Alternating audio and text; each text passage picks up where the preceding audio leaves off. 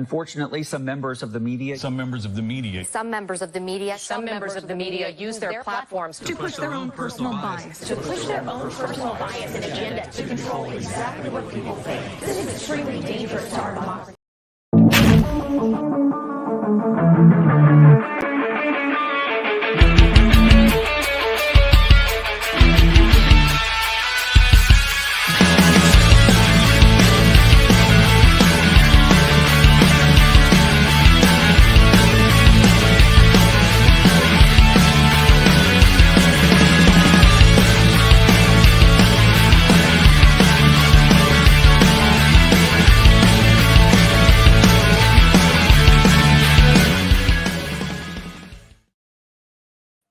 And good afternoon, good evening, and good night, and welcome to today's episode of the Law News and Laughter podcast. We are still looking at more of the what the hell stuff. Thank you to everyone that has dropped past over from Jeff Legal Vices. I'll get right to him in a second. In the meantime, let me just go through my quick spiel because I'm still practicing it. I'm your host, Aussie Overlawd, an attorney from Melbourne, Australia, who generally can't keep his mouth shut and just generally likes entertaining people with weird news stories and occasionally a little legal know-how. Today, we're going to be looking at the latest video from What the Hells, and I do apologize to those that a little bit annoyed that I jump backwards and forwards in the timeline and that sort of thing. I know next to nothing about this case, so I'm more interested in both keeping up to date with the ongoing stuff and learning the story. So what I'm going to do is watch today's video that was put out a few hours ago, and then we're going to jump back into what I understand is the second part of the first hearing, where things start to really sort of go sideways. In the meantime, I'm going to welcome back to the stage the one, the only, the Lorax. Jeff, thank you for being here. Hey. Hi. Now you're going to do the heavy lifting. I'll sit back and watch. Smart ass. But yes, so where are we? Love all the channel jumping. Well, we do try and share the love around a little bit. So somehow we shared almost 900 people. But hey, thank you to the 500 or so that are here. Very much appreciate it. Subscribe and like, everybody. Aussie deserves it. He's a great, great man. And Jeff always gets in just that little bit early before I'm ready. Yes, people, as always, thank you to everybody that's already hit the like button.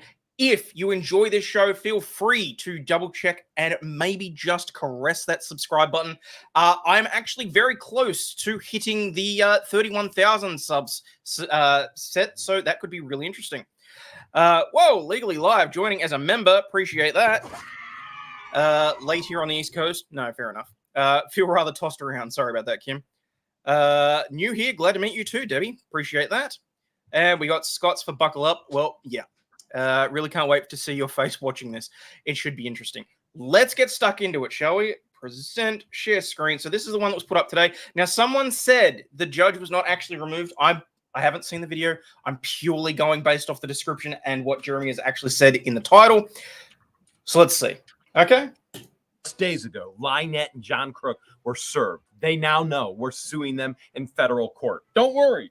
We got receipts. We got proof. We got timelines. We got all the screenshots. And we got merch, apparently. That's not bad.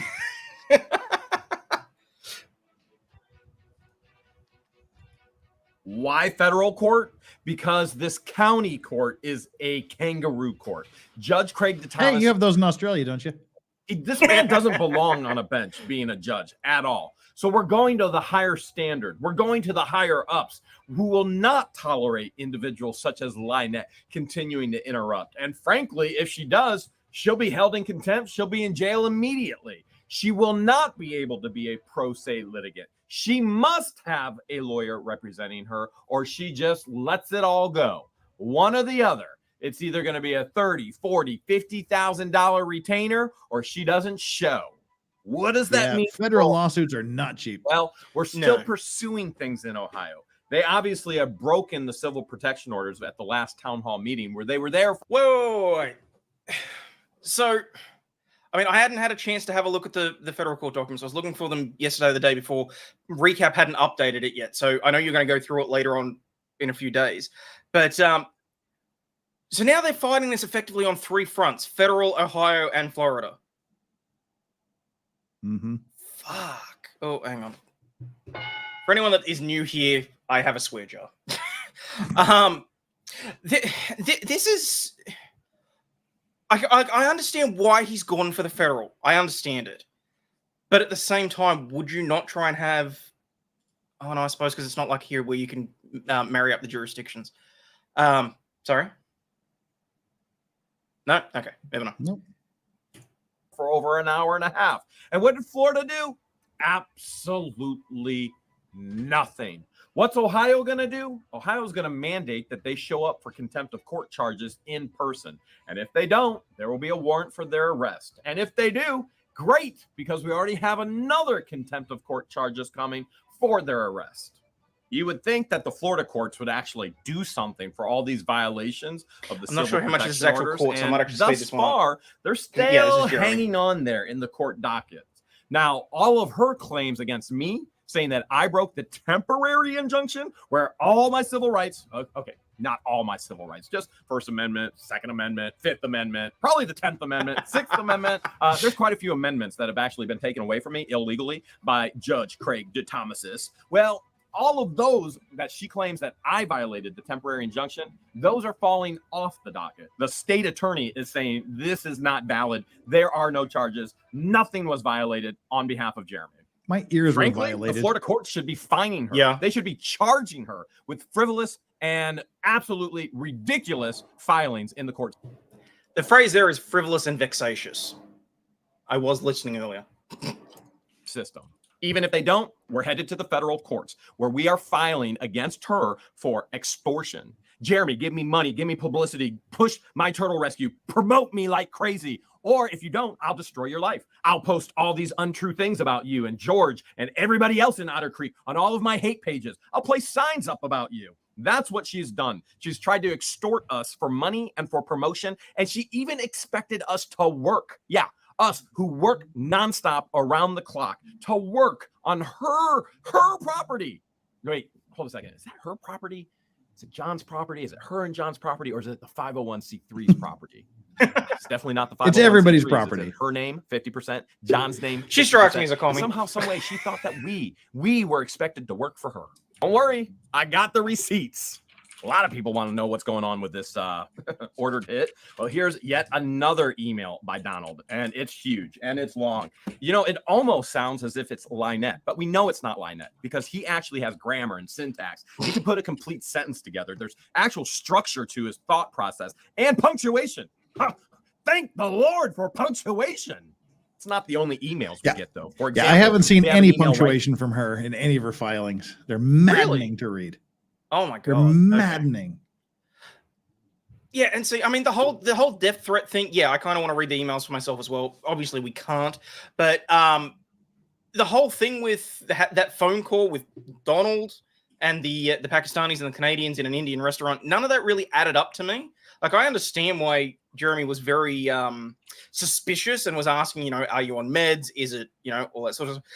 Well, no, I don't think it's talk to text, because if it was talk to text, it may actually add some punctuation, depending. So, No. Go. There's a handwritten document that she wrote for. It was a second supplement to her petition for the protective order. It was handwritten, and there was no punctuation. Lovely. No, she just doesn't punctuate or use capitals or spaces or and nothing. Well, she strikes me as someone that doesn't think that rules apply to her anyway. So why would she stick to the rules of basic law and punctuation? The rules of grammar don't even apply to her. Basically, yeah. I'm a sovereign citizen to the rules of English. Yeah.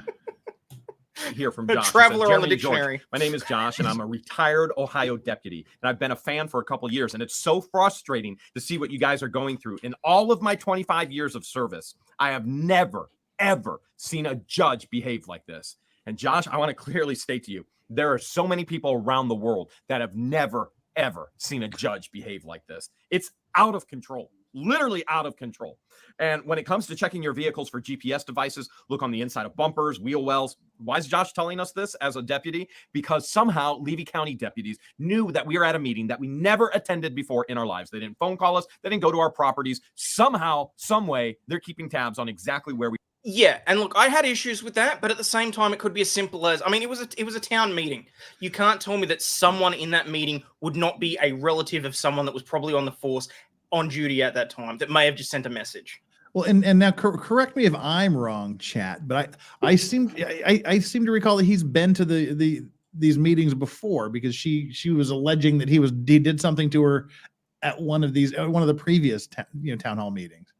Or I thought he'd been to these types of meetings before, and it's like, well, she's going to be there, so naturally he's going to be there. That's what I took away from it, but I could be completely wrong. No, the meth head from Jeff's stream is not a judge. She's arguing in front of the judge. The judge is a whole different can of worms. I really hope the judge doesn't at some point say, I'm going to need proof that you used to be a stripper or something. That's going to be horrifying. Trust them or not. They're obviously not doing their job arresting Lynette and Crook every time they should be arrested. So Josh, different meaning in a different town. For GPS, look under the inside of bumpers, wheel wells, County under meeting. the truck bed, rails, between the truck bed, the cab, the grill of the truck, the whole underside of the vehicles, on a car, places like rear view mirrors, housings, behind license plates, top of mufflers, the behind the plastic and the wheel wells, the GPS devices my sheriff office uses has extremely powerful magnets. Josh, let's go take a look right now. Lynette's posted before that they were going to put trackers on our vehicle. Now, this is a pretty big vehicle. I'm looking at big wheel wells. As a matter of fact, George is so small, she could get right up in here. I don't see anything in there. It's been so wet. Everything's splashing. Josh mentions, I really think we're going to have to do something more extensive to actually check. I mean, there's just so much. I was going to say, if you the grill, let's check the grill here as well. Like, don't get me wrong. This I personally feel is purely for content, because if you're going to do an in-depth inspection of a vehicle looking for trackers, it's going to be more than a quick walk around of the car. There are the detectors that you can buy, because there were issues with people like dropping air tags and that sort of thing, which I know that Apple was getting sued, and then they had to do the update and various other things. To the point now that, did you know that Samsungs, I think, are supposed to also now alert you whether or not there is an air tag around you, just because they now use a certain type of Bluetooth. But okay, let's roll with it. Now I see a lot of dead bugs and pollen.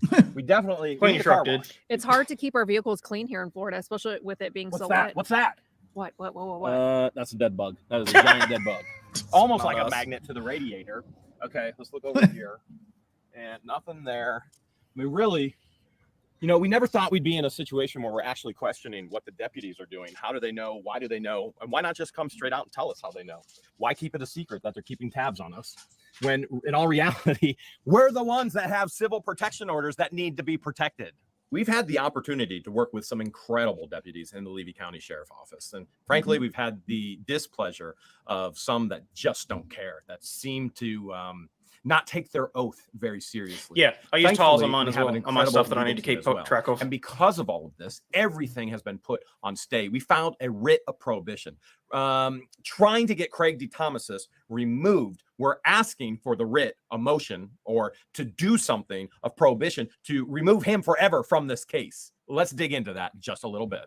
We got to have a new judge. We have got to have a new judge. That's right. Jesus has got the gavel. He's ready to go.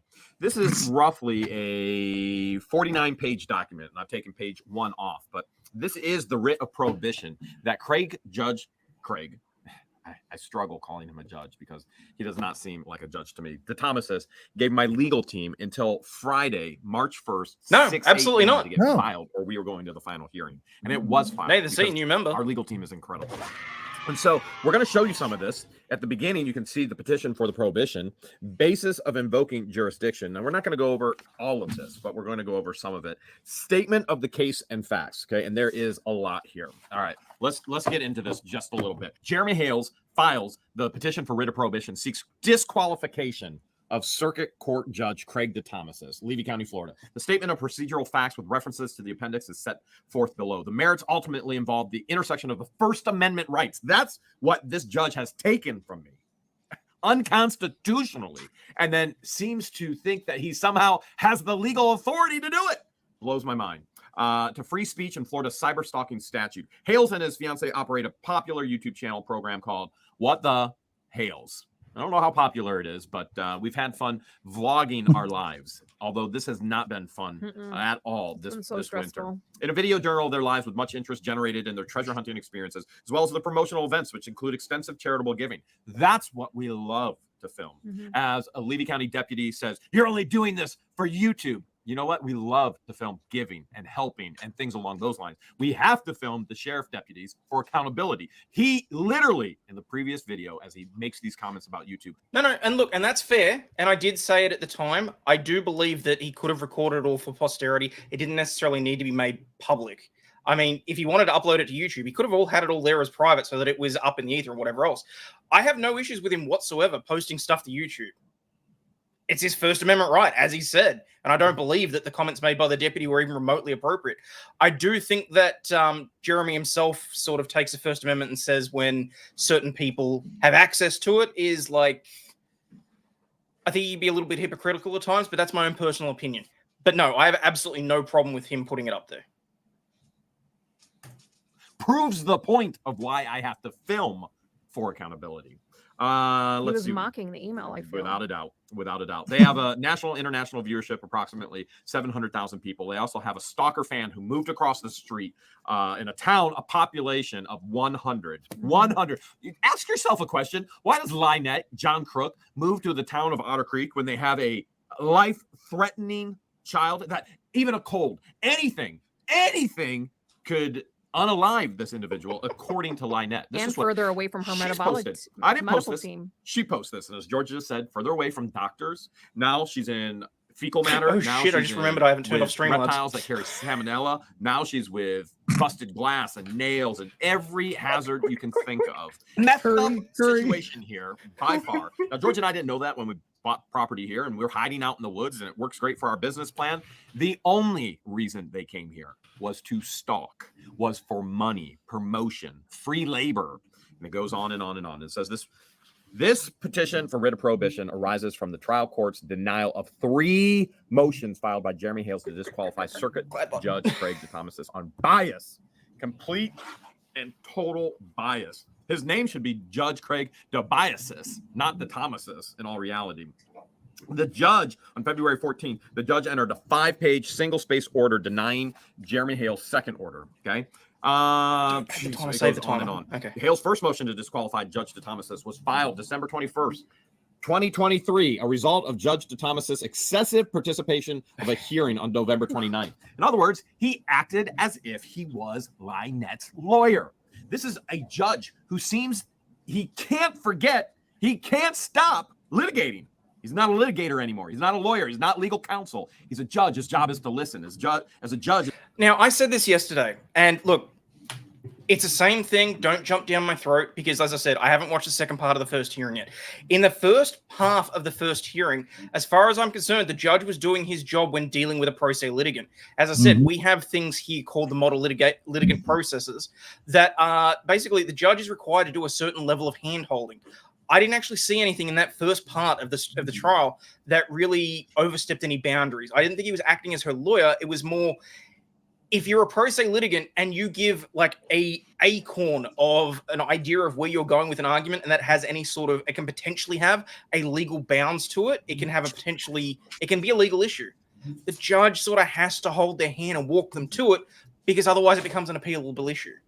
So, I mean, at the start, I kind of get that he's doing what he has to, but from the sounds of it, he gets so much worse, which is what people are saying. Yeah, and again, that's what I was saying. That when I watched the first hearing, I was the same way. I was like, well, seems like a pretty normal, decent, caring judge who's doing his job to help out someone who doesn't have their own lawyer. And then we got to about the last 15 or 20 minutes. And I went, oh, okay, you can see where he like approaches the line, and then he cracks. Yeah, so it kind of unfolds. Because I was exactly where you were. I was like, okay, where's the problem with what he's doing? And then I watched the second part and went, oh, right. So it's a slow burn. It's a slow burn. The descent into madness by the judge is a slow burn. I look forward to it. Yeah, it's not a plunge straight off a cliff.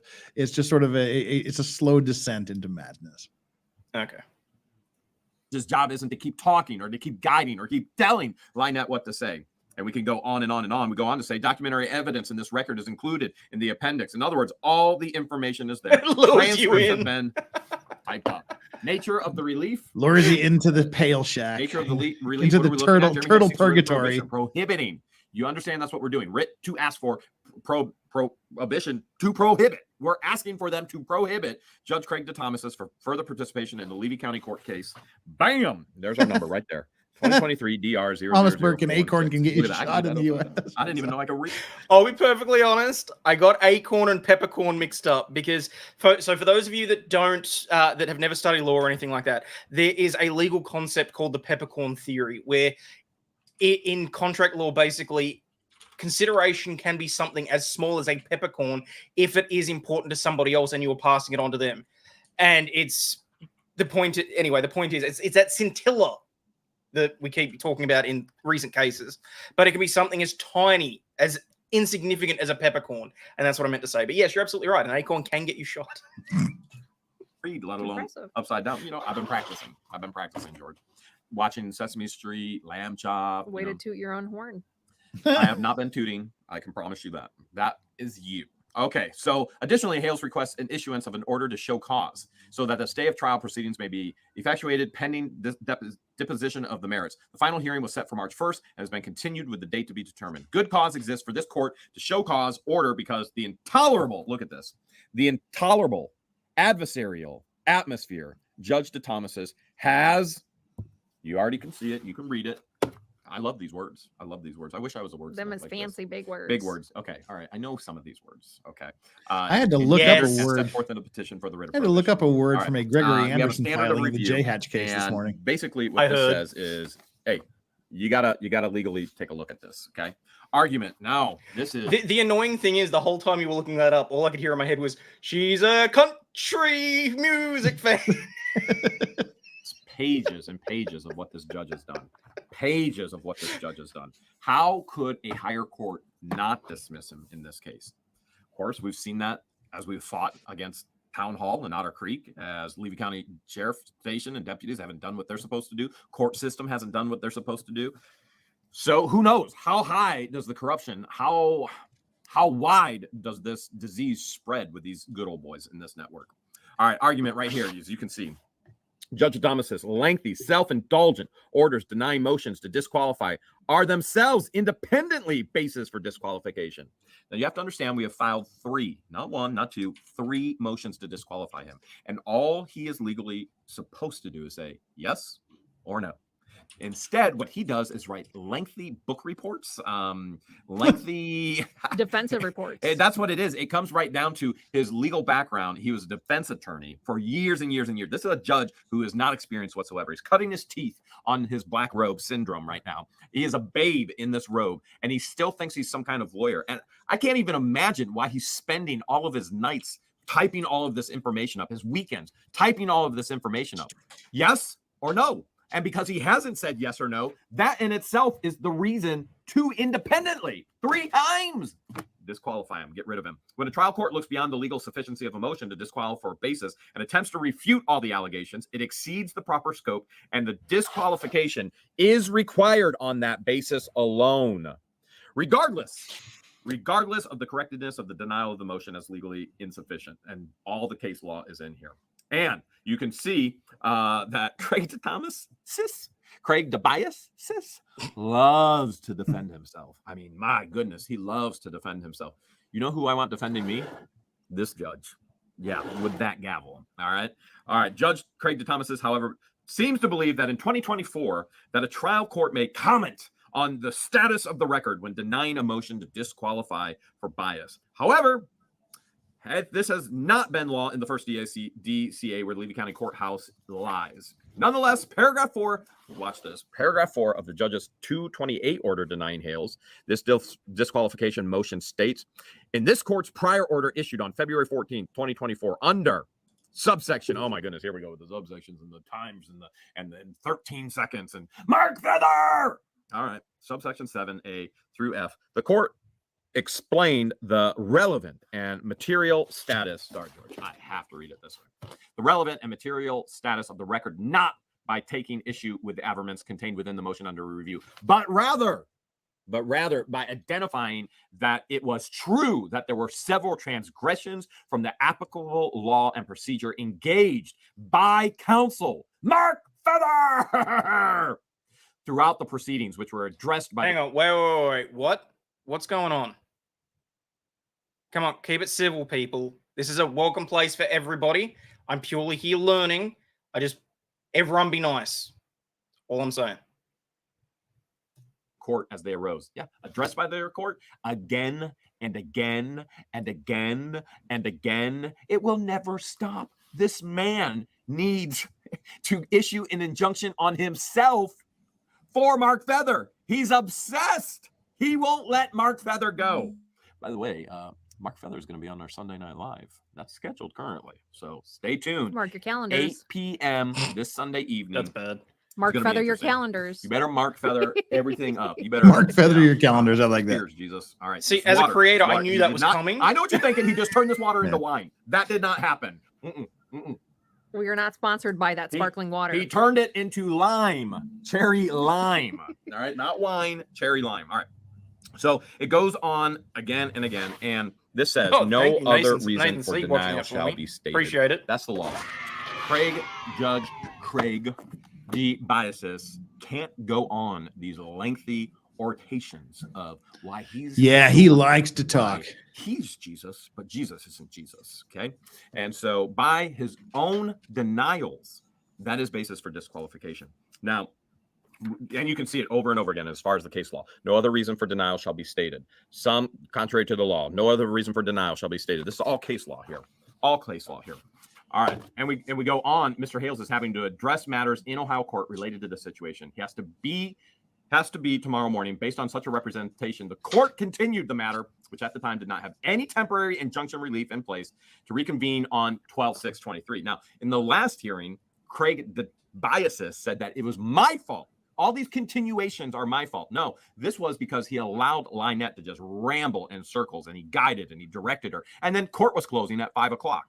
That isn't a continuance based on me. That's a continuance based on him, which I had a flight the next morning to Ohio to deal with things in the Ohio court. Nobody said it was a court hearing. It was to deal with things in Ohio court. They have violated, John Crook and Lynette both have violated our civil protection orders. And they had a hearing on it based on all of what they've done January 10th. We're still waiting for that verdict. Well, that first hearing, we watched other cases ahead of us, multiple cases, and they took 15 minutes. 15 minutes! 15, 20 minutes. Hers took 2 hours.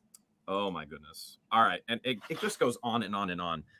Tribunal and such. This is what he's done. Tribunal and such behavior was addressed on 123/24 at the courts, considering the totality of the circumstances in the case. We're deliberating. I mean, it just goes on and on. C, further, despite the clear dictates of the Florida Supreme Court in Administrative Order AOSC 11-22 and the 8th Judicial Circuit Administrative Order 1.14 Volume 2, there was an undisputed evidence that confirmed an attorney for the respondent, Mark Feather, despite having previously signed an access document that he was aware and admonished regarding the prohibition of dissemination of unredacted copies of court proceedings, which are the same as redacted. Unredacted, redacted, all the same. There's no confidential information. Therefore, there is nothing to redact. I hope everybody understands that. And then what happened? I'm not going to get into that argument right now because I had a slightly different take on that the other night. And I definitely don't want to piss a whole bunch of people off that are watching right now. That is something that we'll jump into probably at a later date, having gone through the Florida court rules. But again, I don't think that the contempt charges should have stuck.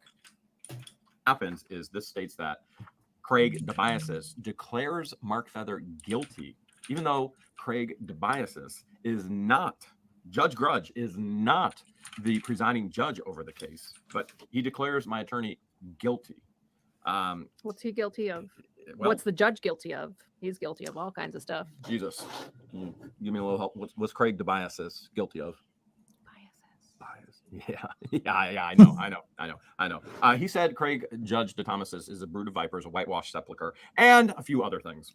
He actually said that he was a tax collector as well. And if you know anything about Jesus's culture, Hebrew culture back in the day, the very worst insult. Okay, you could be called a harlot, and if you understand what a harlot is, that would be you'd find a lady out in the streets in the middle of the night, and you have an interaction. That's a harlot.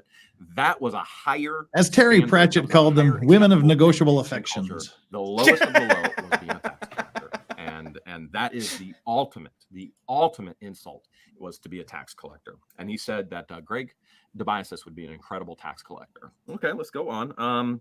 We've got page 9. Let's just move page 9 on over there. Okay. Boy. More receipts. More receipts.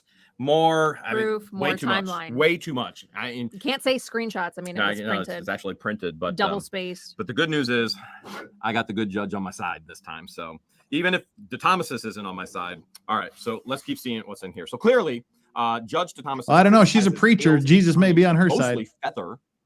Yeah. Can we not bring Jesus We've all into seen this? that over and over again, right? For violating administrative rules of court. But the fact that Judge DeBiasis or Judge Grudge or Craig DeThomasis included that information on an administrative rule violates his order denying a disqualification motion, which is not to give any other reason or any reason for denial, which suggests that Craig DeThomasis himself violated an administrative rule in the course of trying to humiliate somebody for violating an administrative rule. I hope you get that, okay?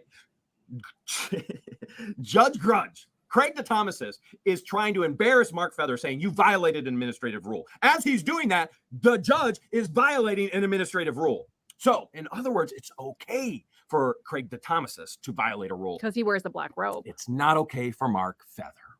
Hale's second disqualification motion, filed 2/11/24, was based on Judge DeBiasis, because he has so much bias, conduct and comments on a non-evidentiary live hearing on 1/23/24. Essentially, for 90 minutes, the judge beraged and cross-examined Attorney Shockett, the only attorney present on Hale's behalf that day, with hostile, accusatory, and degrading remarks that were actually directed to all three of Hale's attorneys for various perceived transgressions, past, present.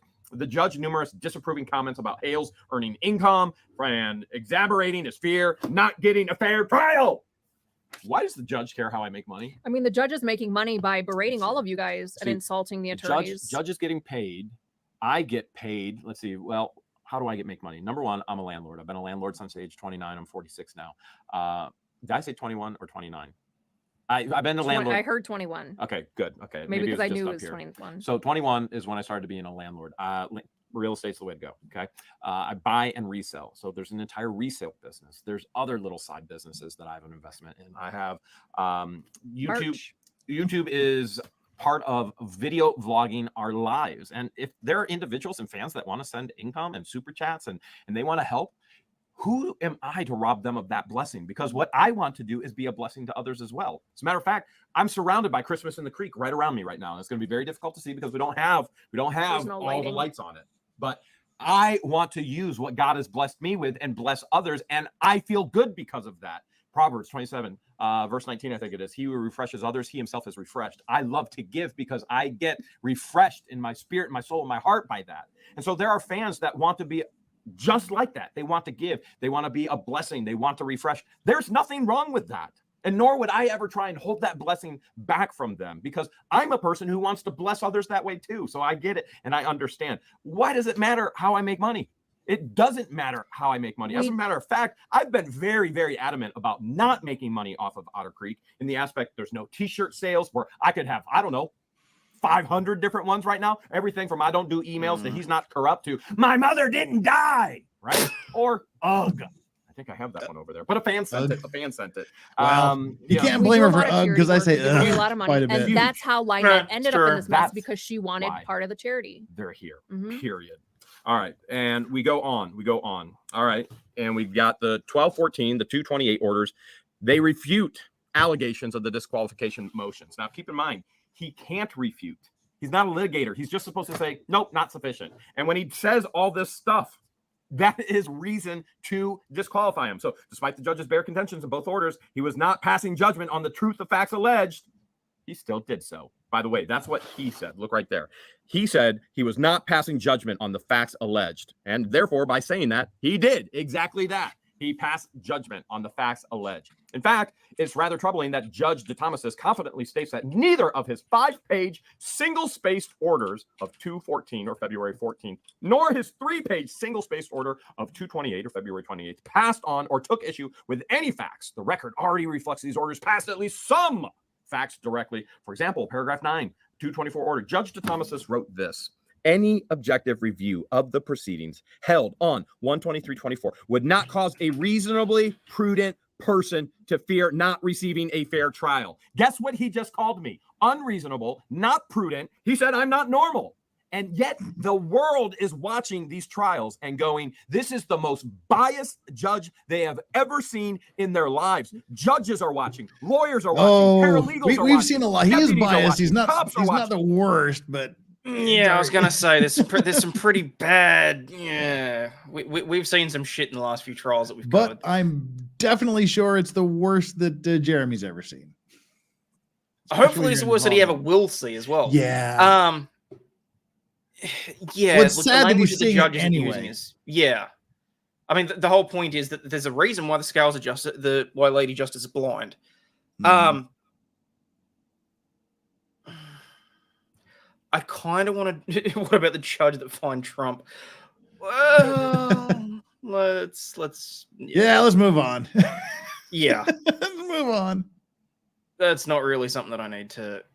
I'm already in YouTube's bad books as it is. Look, it's sad that this judge is even he should not be sitting on this case.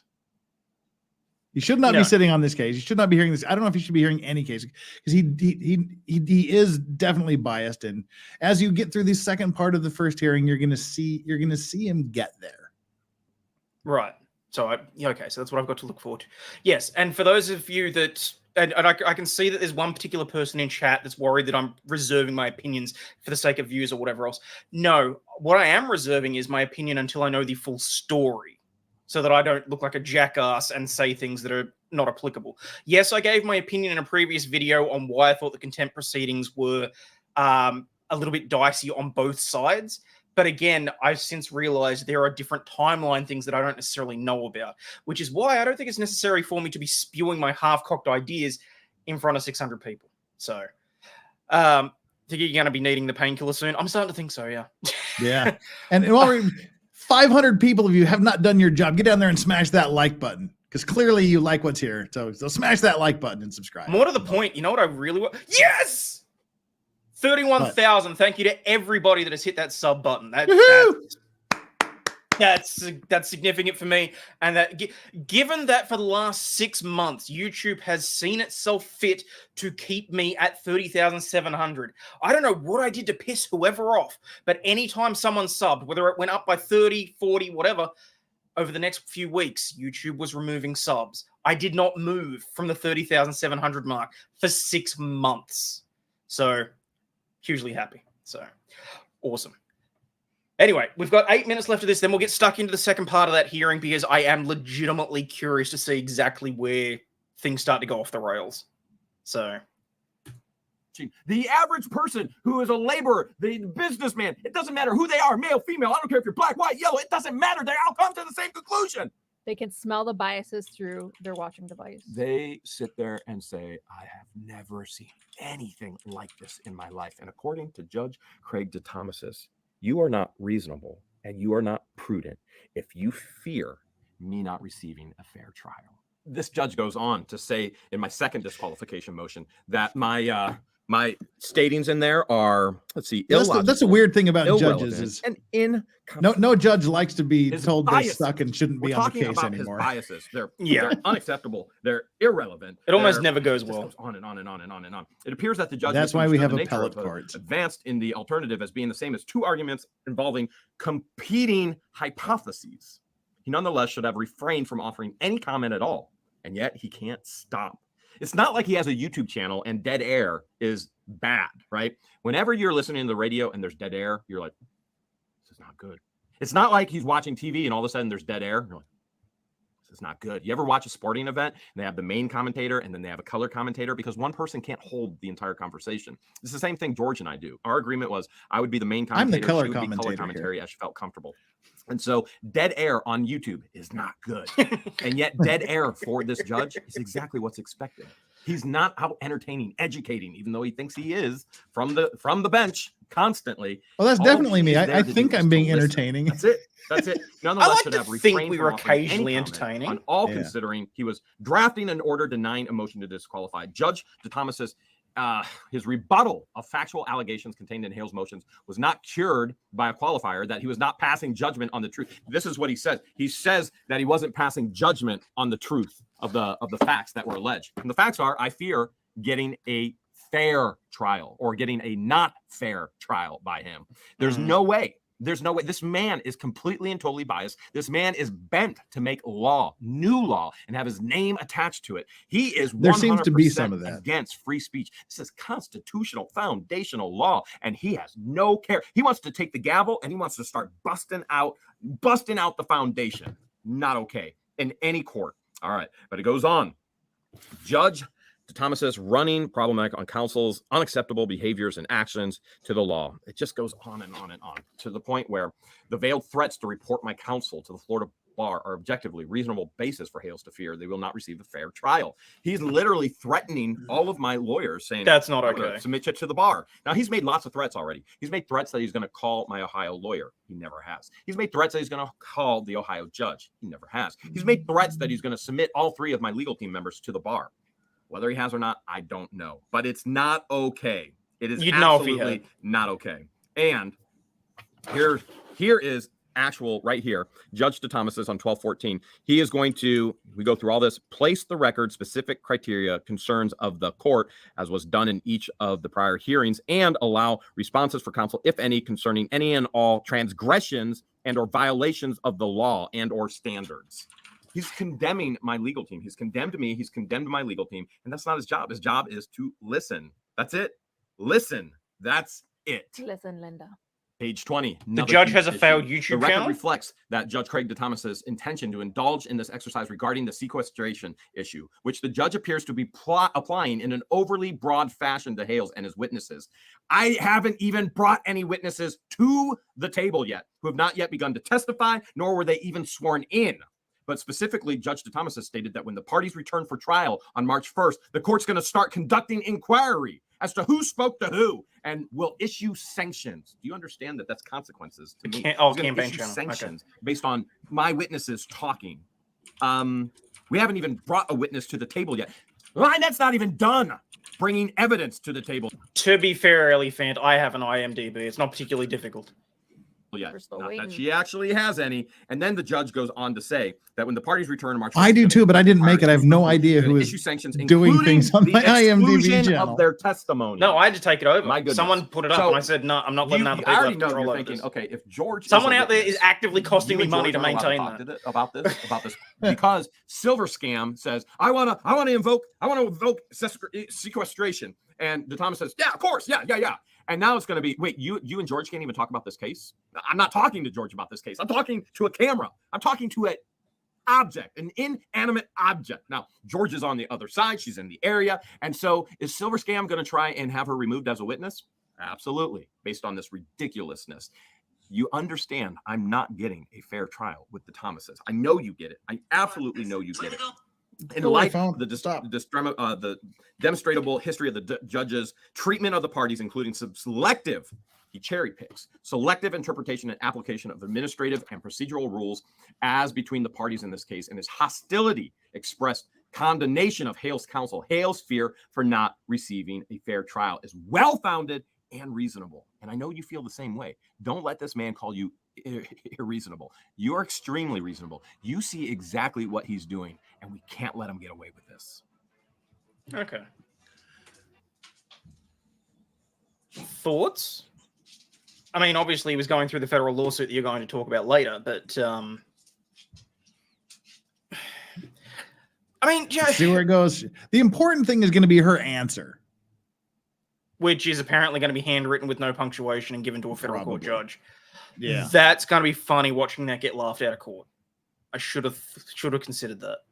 Yeah, the important thing. The federal judges don't fuck around. Like this judge has given her a shit ton of leeway. Oh, also yes. Oh, hang on. Sorry, I just realized that you said the F word. Yeah, there you go. Ding. I mean, I did not know that Judge had a failed YouTube channel. Someone was talking about that yesterday in my stream, and I thought they were joking, but apparently it's really a thing. No, I don't have a friend who is a student of Judge Grudge. I have an in real life friend who was at that law school when he was teaching, and my friend actively adjusted their schedule to avoid being taught by Judge Grudge. So I'm trying to see if my friend wants to burn some bridges and talk about why my friend actively tried to avoid cases with Judge Grudge. Oh, I love that sort of crap because there's always one in law school where people are trying to switch classes and the whole rate my teacher thing back before the internet sort of blew up. It was quite funny. There we go. No, CD literally says he has a 0 rating on rate my professor. Yeah, that no, works. seriously, the stories my friend is telling me that I can't tell are awesome. And I'm definitely trying to get my friend to decide to burn bridges, because that would be awesome to have my friend tell these stories. Well, I mean, look, if he was legitimately teaching ethics, that's a problem. Kate wants the stories. So, okay, so that was today's update. Was more talking about the federal stuff. Jeff's going to go through it later on in a couple of days. I also want to at some stage. The IMDb is for a Netflix documentary for a case that he was the defense for. Okay. What case was that? I'm curious. Now I want to watch it. So someone throw up the name of that thing in chat. Just throw it up. No, check it out. Obama taught constitutional law? Did he really? Only thing worse would be him teaching con law. Yeah, look, maybe. All right, guys. So what I'm going to do now is that I'm sure there are plenty of you that have seen it. I know Jeff's already sat through it once, so I'm not sure if you want to stick around for it. But I'm going to sit and watch the second half of the first hearing. Depending on how long that goes for, I may even start in on the second hearing, but we'll sort of see.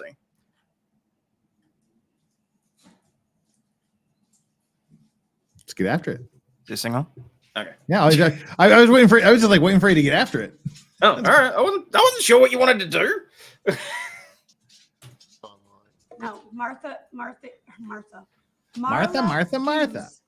posted his address online. And he's saying that you put posts up calling him a child predator. Nope. And that it's constant and ongoing. No. All right.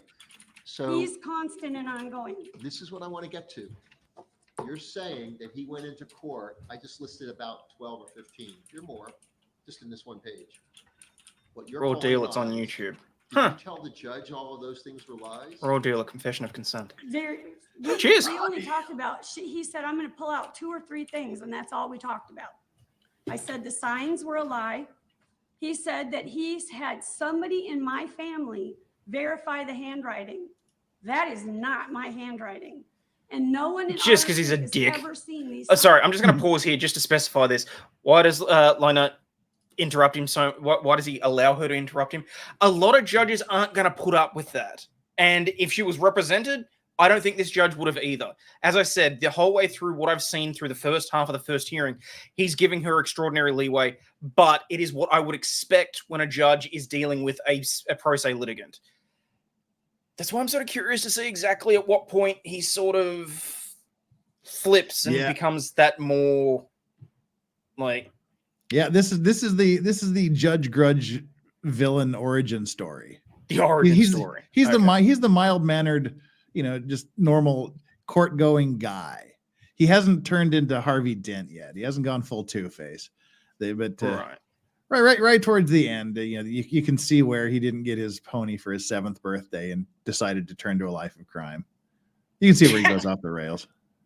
Okay, people are saying that I need to remember that that Jeremy hired a handwriting expert, presumably for the signs, because that's going to come up. Okay, all right, okay, cool. So I did not know that either. Thanks, guys. Something was attributed to you in a court of law with Mr. Hales saying that somebody told him that they authenticated your signature, your writing? Yes. He said my So daughter, you my were- ex-stepdaughter, or my family member.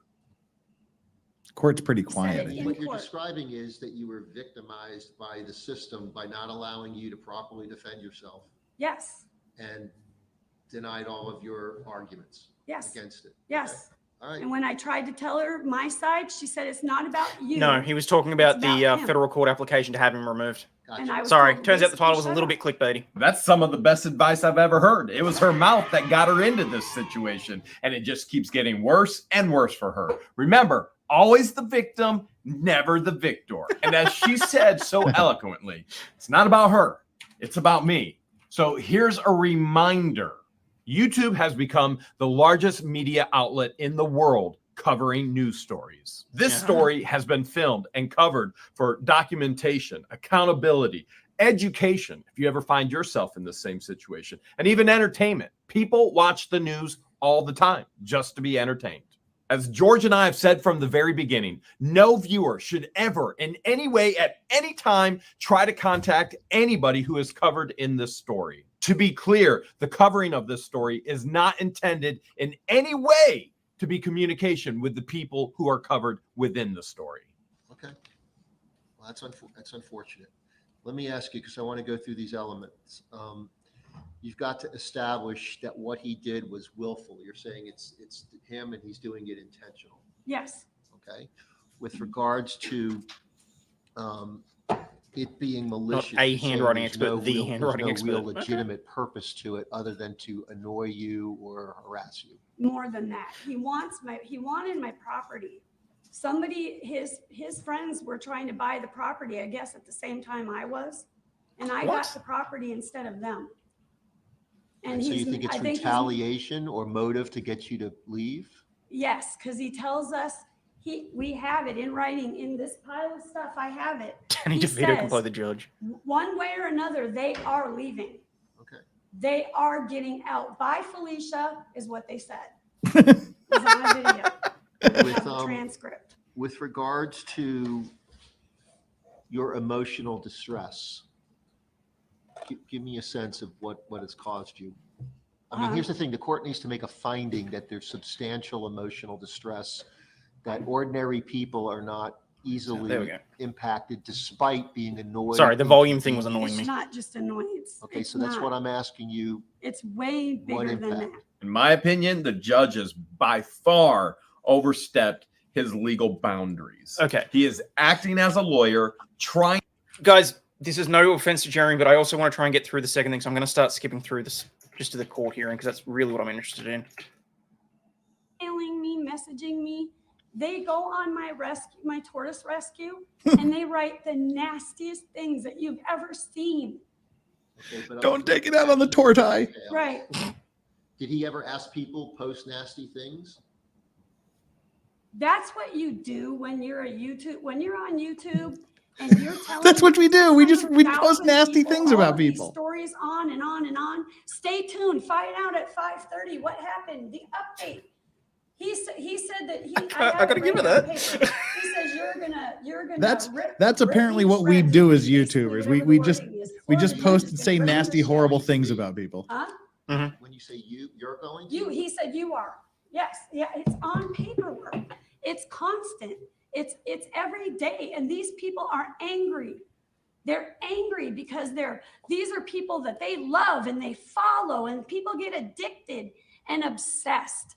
And that's what I'm trying to prove to you. Bitch, if people get He's addicted and obsessed to me, I'm going to be for happy. doing this to us because it makes him financially rich. Okay. but He's tell me about- making so tell me much about- money out of this, out of I can't hurting make- me. Hang on, Ms. Preston, I can't make assumptions. So you got to tell me the impact on you, not what he's doing, because you've told me what he's doing. I can't buy or sell anything online in my area because all of his followers will write nasty things after any post we make it's nasty. I brought them. I've been called a scummy cunt. I've been called a child molester. Give your baby back to the biological Here we go. mother. I think we He get to made the. up these stories about he supposedly talked to the grandmother, and the grandmother of my adopted child lied to him. Of course she did. She's a drunk. The mother was a drug addict. My baby was almost aborted twice. I got the baby. She's one out of 6 kids this mother don't have. I want you to. He posted all of that online, sir. That's in your petition. Okay. See, even the judge is trying to get a word in edgewise. Yes. Okay, one, how much of that information is already public knowledge and would be otherwise easily ascertainable? Because that's not defamation if it's information that's already out there. 2, what?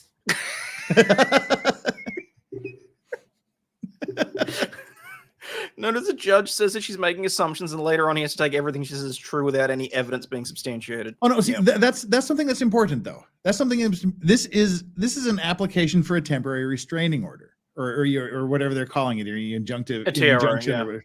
Anyway, when you file for them, the initial filing, the judge has to start with the premise that everything you are putting in that document is true. It's one of those legal things, and it's something that not necessarily everyone understands.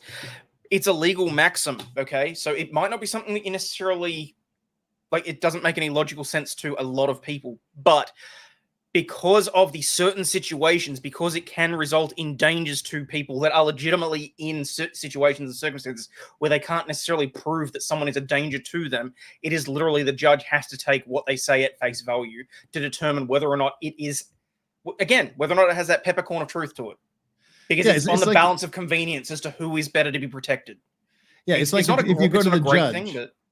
Yeah, it's if you go to the judge and say, my neighbor has threatened to kill me, and he says he's going to come over and murder me in my sleep. And you go, okay, well, you've got 2 weeks to prove it. Bring some evidence and prove that your guy. That's how people end up dying.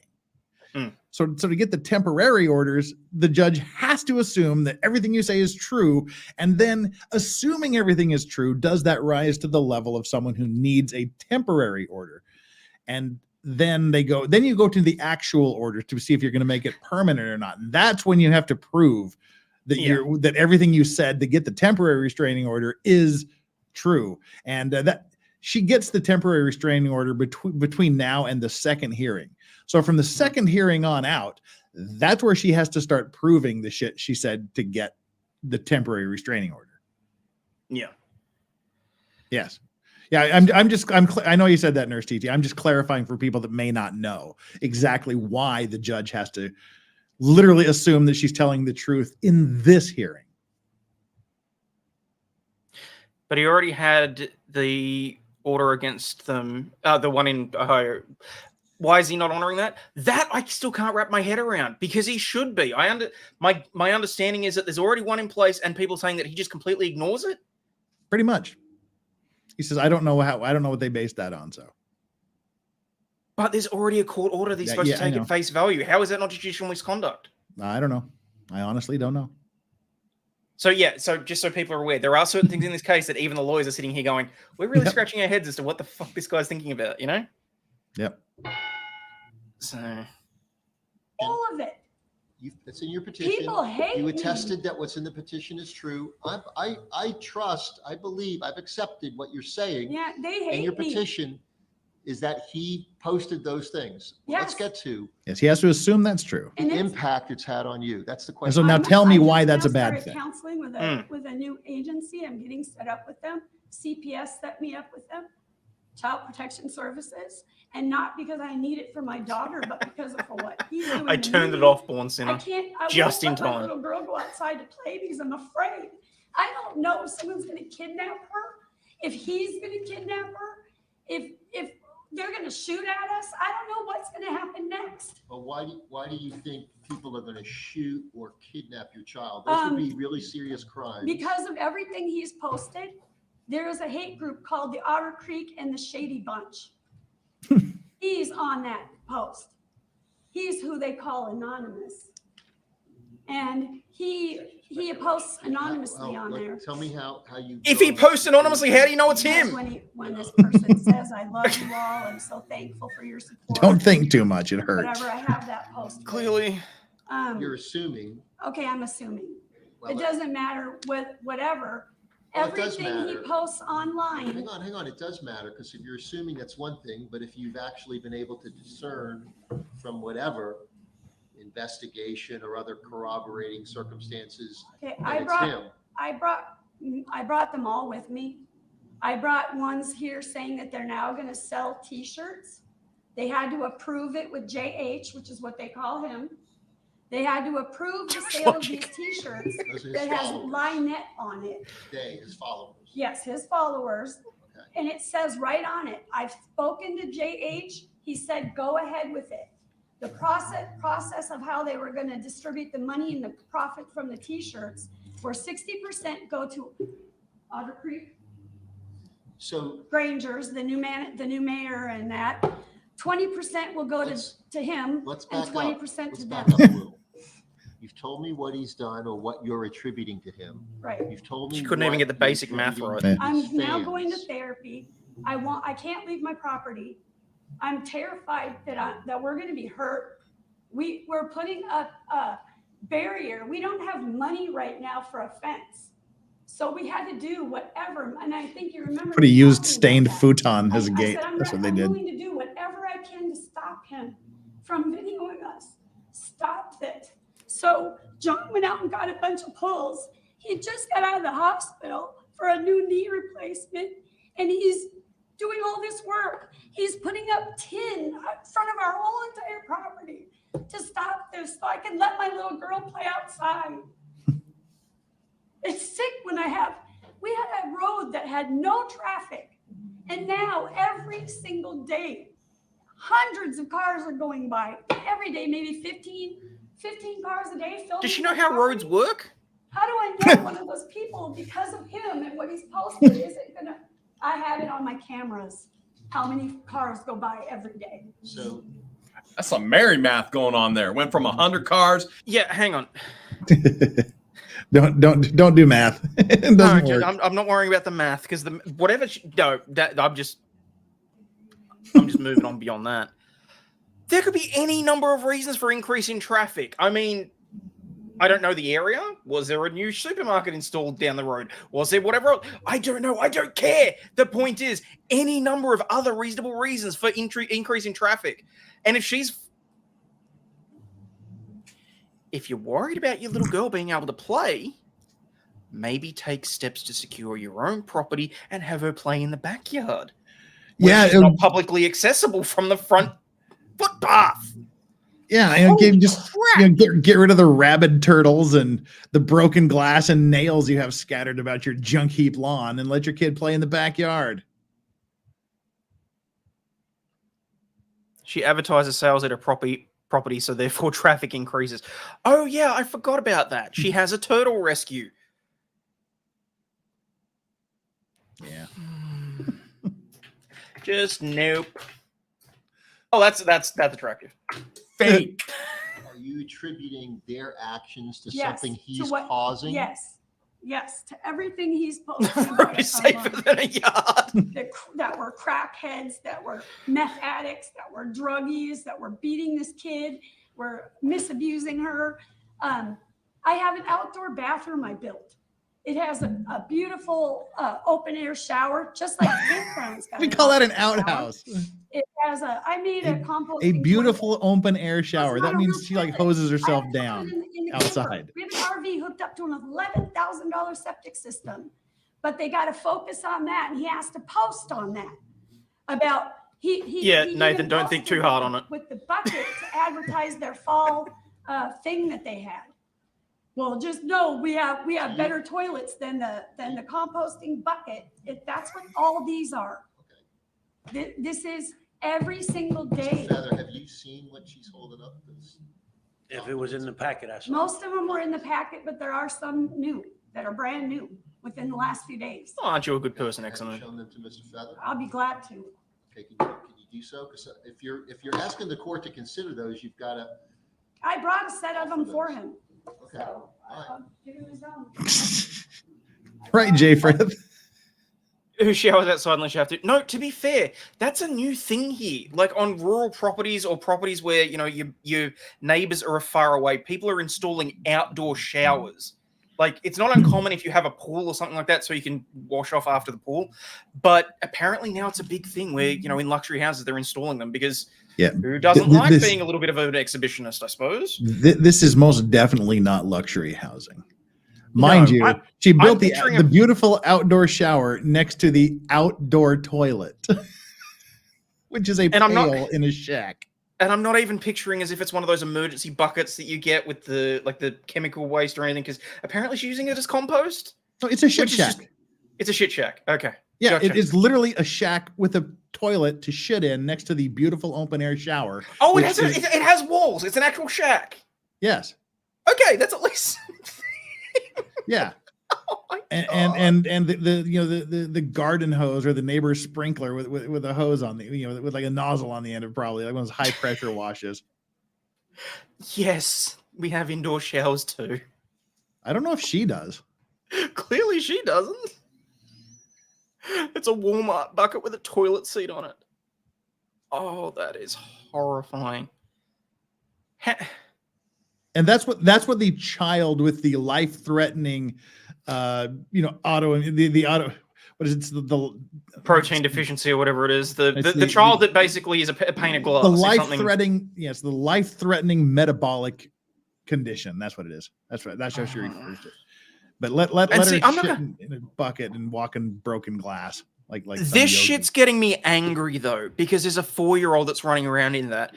And that to me says the protective services are not doing their goddamn job again. And for anyone that in the last couple of weeks saw us watching the Montgomery trial, which I am going to finish as soon as my heart heals from that shit show, I will finish it. But oh my God. Oh, CPS has been there 13 times. Yeah, but the child is still there. Yep. Like that's horrifying to me. Yeah, Megan, she built the shit shack out of Lego. She built the whole turtle preserve, like where all the broken glass and hey, Megan, yeah, like where the broken glass and rusty nails are in the grass. That's the toddler gauntlet.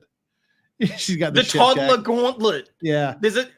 Yeah, she's got the shit shack. That's the outhouse, and then there's the turtle purgatory. She's even got like trees growing on the back of the tortoises and stuff. It's great. Megan, you got way too much time on your hands, but I love it. Oh, Megan, want to join and have fun with us? You're more than welcome. There you go. Thank you. All right, do you have a copy for the court? God. Yes, I do. Are you, if you're asking the court to consider those as evidence, you've got to submit them. Okay. Yes, I am. I absolutely am. It's nice that people recognize that, though. After court in Ohio, he continues to do this stuff to us. If he would stop and leave us alone, everything would be fine. There would be no problems. Boo, leave Megan. us alone. Yes, we know your late night problems. Just leave me alone. Fair enough. Ironic how she was sent a cease and desist in May of 2023, which she completely and totally ignored. As a matter of fact, she kept posting and saying even more. If she would have followed her own advice, as we ignored her for months and months and months and months, she wouldn't be in this situation that she created for herself. Put me in a position where I had to be standing in the truth in Otter Creek. I'm not the only target. There's other people in town that he's targeting too, but I want him to leave me alone. I want him to leave everybody alone. I think. Well, he's a YouTuber. That's never going to happen. Back to people loving thy neighbor and being good to each other and just leaving people alone. I bought this land to give to my daughter because I'm 60. Why did your daughter want a junkyard? I'm going to be 80. Or a tortoise reserve. I'm probably not going to be here. And she needs a place to live where she can have a home that's paid for, that she doesn't have to be homeless or at 18 years old not know where Weirdly, she's going. homeless people probably live better than they do. These exhibits. And Megan says you can share the photos of Turtle They're Purgatory. off his page, every one of them. They're screenshot off his page. Relevance and Hang on, let's deal with authentication. Ms. Preston, these copies that you provided to the court, the numerous pages that you've just Screenshot him off his community site right on his YouTube. It says right here, what the hell's on all of them. Okay. Any That- additional objection? does she know that an employee doesn't post those, or a corporation or some producer somewhere? No, Jeremy posts Should everything she testify to that fact? Who actually runs created that. these documents before the court Did considered? Jeremy, in the Ohio case, did Jeremy admit to having these posts? Did the judge in Ohio ever know that he has a webpage about you? Yes, he said, well, you read the letter. He said he's a YouTube star or whatever, celebrity, I think he said. Right, but did he tell the judge that part of that YouTube channel is about you? No. Did you tell the judge? Yes, I tried to. Okay. She said it's not about me, it's about him. This is his trial, his hearing. What evidence did he give to the judge that you posted his address and you posted his Hang on, Shanny. Oh no. It's a torture's soup shop, not a preserve with a treatment. Oh my god. phone number or that you called him a I rapist? gave him all of, I sent up to her. No. What did he give the judge that established those things? The post that he gave to the judge. Yeah. Was what Martha Hughes, what Okay, you're saying Marla Hughes things that posted. looked like they were attributed to you, Yeah, but they weren't. but it wasn't. Okay. Wasn't, and it said her name right on it. So let me ask you about Exactly. He can post whatever the hell he likes. You're attributing them to him because they're on his site, He controls his site. the YouTube channel. He only posts. Speculation. Right. I'm going to ask her. How do you know that assertion that you just made?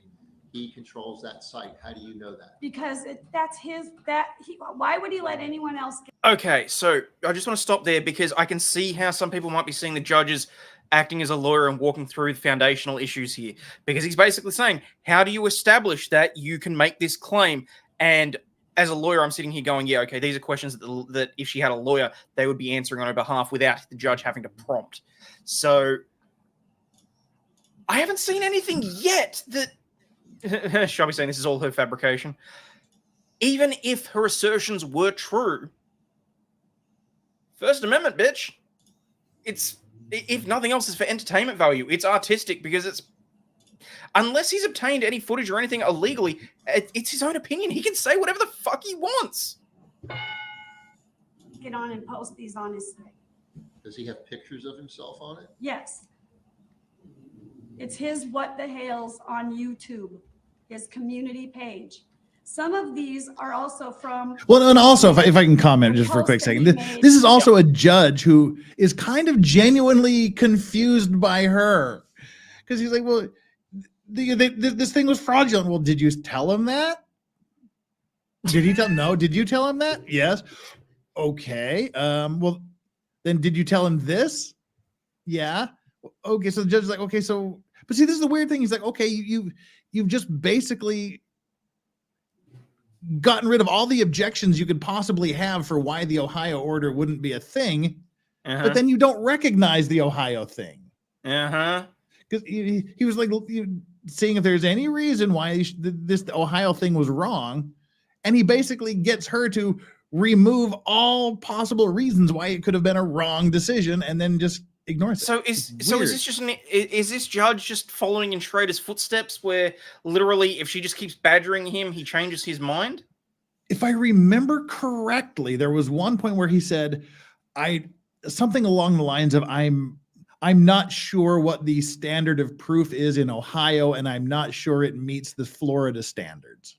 Oh, who gives a fuck? It's persuasive precedent to have an order already in place. Well, it's also full faith and credit. You have to give other states restraining orders full faith and credit in your own jurisdiction. It's weird. Well, it's not only that. Yeah. There's friggin' mutual recognition between Australia and America. If I get a court order here, I can have it registered in the federal court, and it's still got to be respected. Like, what? Yeah, it's weird. It's honestly, this is one of the big mysteries, which I just don't understand, because I see no reason. And give me one, Judge Grudge. Give me one reason, one legal reason why you buried this Ohio thing and you just pretend it doesn't exist. He's weird. It's odd. Are these from Facebook and the Facebook YouTube page? and both YouTube and Facebook. Some people sent me these off of his Facebook page that I'm blocked from it. Oh, listen to this shit. Okay, well, Okay. They were sent to her because they she's are blocked. authentic. He had a fall fund. They had a fall thing, and So he posted on his YouTube channel every day. That's where I got them. I went right to his own page and screenshotted them. Yeah. Yeah. So these were from the Facebook page that I'm blocked from, and people sent it to me. But this same document that I'm holding in my hand were things that I took from his YouTube channel and screenshot. Like, don't get me wrong, there's probably more pieces of paper. I'm being facetious. No? Okay. See, it's that ridiculous that I'm sitting here going, no, I can't be that wrong. Yep. Welcome to What the Hales. Welcome, my friend. See, now I get to sit where chat was sitting with me last week. Now I'm in the Jerry, chat position. She's posted everything on Facebook. Then Jeremy reposted nothing is Jeremy is saying. So pretty much everything is already public information that's been put out by her.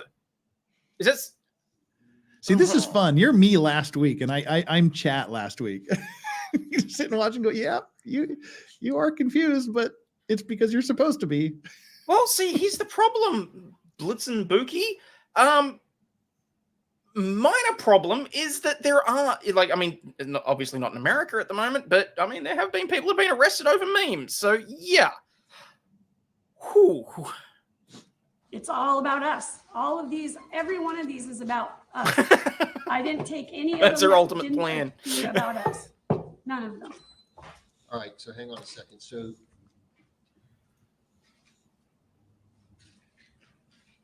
she posted her own phone number?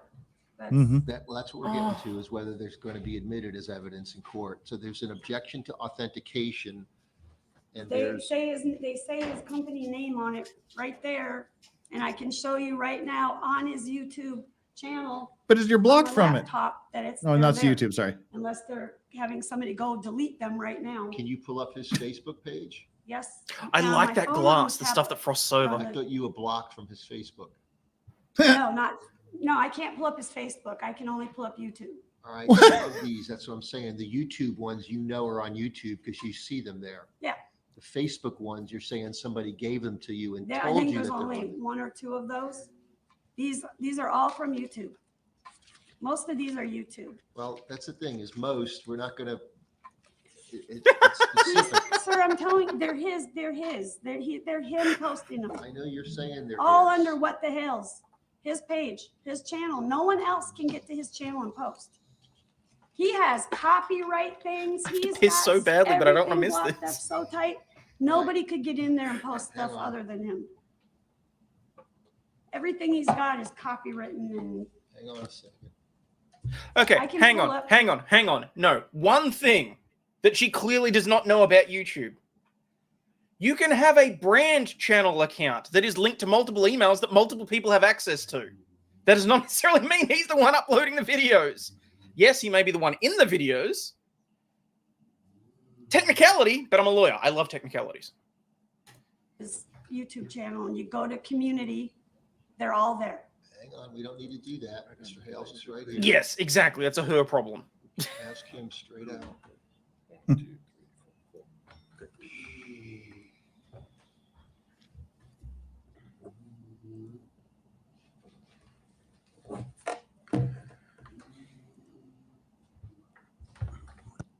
Holy crap, I'm going to have to speed this up. Otherwise, we're not going to be done by dinner. Yeah, he calls John Septic Boy.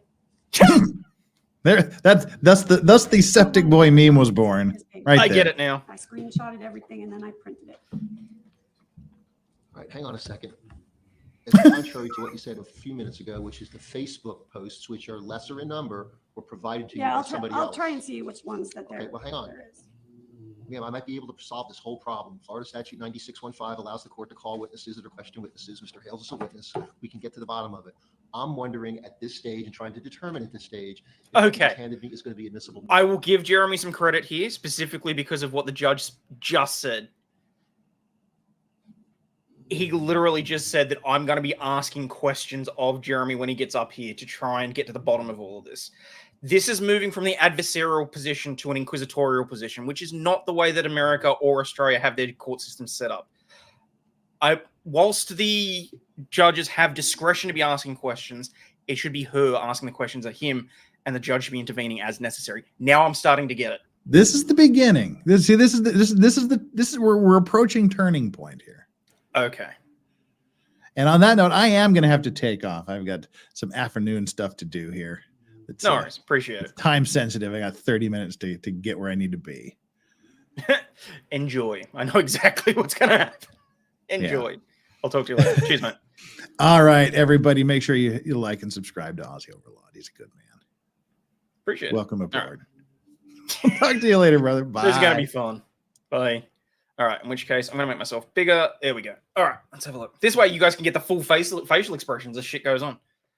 Now, or subject to admissibility at a later point, or not admissible at all. So let's just be really clear, because there's a record being made here. You handed me a stack of pages. You don't have them numbered. They're not labeled. I would have to stop, and we'll be here till 6 o'clock tonight labeling these. They're all in This order. packet. And in this It doesn't order matter if they're in are order or some not. Facebook posts and some YouTube posts or screenshots, Yeah, I think some of which were handed to you by other people, those being the Facebook posts. Some of those you attesting to the fact that they're direct. well, most of them What's on say right YouTube? on them. YouTube. This one is Facebook. What the hell's has Facebook marker on it? You can see Facebook right there. All right. Love the AI Somebody gave it to you. captions. Right. They Okay. sent it to me because it was all right, posted so on the Facebook. The court at this stage is going to just hang on to these. They're under advisement. They're not yet admitted into evidence. As to the YouTube posts she's attested to, she's got personal knowledge. They're coming from the page attributed to Mr. Hales. You can ask him the one question. Is he the administrator of that page? We'll get to that. Pause it and run to the 6:5, restroom. the court can ask him that There is question. one thing that I can do, and you know, I might have to just so that I can settle in, guys, while we've got the break. I will leave you with, for anyone that's not used to the regular show, I do actually have things for an intermission. Where the hell's it gone? All right, so I have exactly 1 minute 41. Be right back.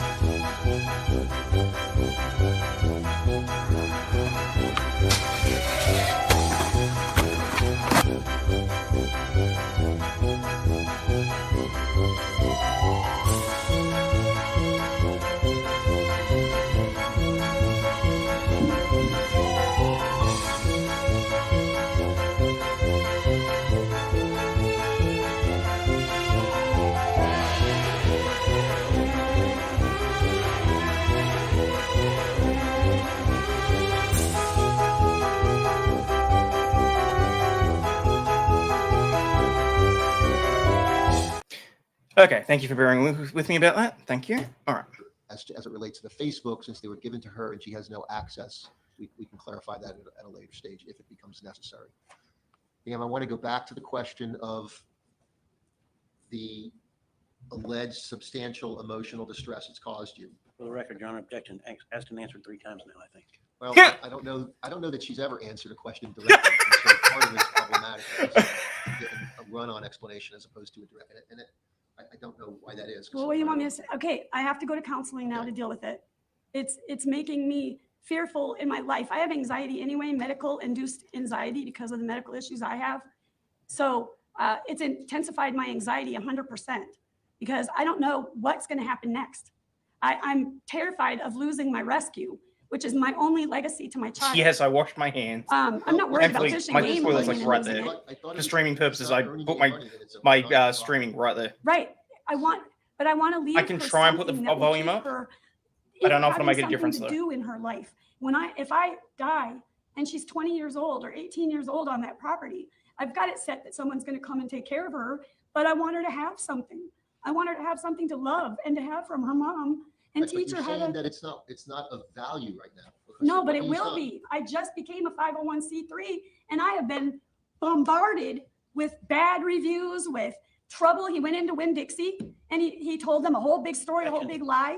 Speculation. No, Right. Were you I talked to the manager. He Okay. did go to Objection Winn-Dixie. sustained. That would And he made a video upon walking out of Winn-Dixie saying, that would be just talk to the hearsay. manager. Hang on. What somebody told you is hearsay. What about the video did you see the video that I was saw the posted? video myself Okay, do and he you walked have out that of video? Winn-Dixie. Do you have that video? I gave that was on my evidence thing that I gave the courts. Those videos are gone. He's taken them down. We can't get to those videos What do you mean anymore. you gave them to the court? They would show up in Are they Discovery. preserved somehow? Or are you And saying a I got list? 300 some papers. I gave the court some evidentiary logs and they were part of Wait, screenshots of what was on there? No, it was. The court has no social media or video or recordings. A friend, a person that was helping me put together an evidentiary log here. And I gave these. Wait, to an you. evidentiary log, that's a list of things, Of is not the videos. thing. I know, but this was the. This Oh, was I the- know too. That's why I'm asking you, where's the thing itself, which is the video of, We can't be, by the time I went to get them, okay. They all were right, all right. gone. So the objection regarding he got what rid of the evidence. you may have seen, which is no longer available as a piece of evidence. Because he is got rid sustained. of the evidence because they were in here. We've never deleted a video. As a matter of fact, we're probably going to play the exact same video's evidence in our hearing and mirrored with all of her screenshots as she was giving all the food illegally to individuals. And she said it time and time again on Facebook.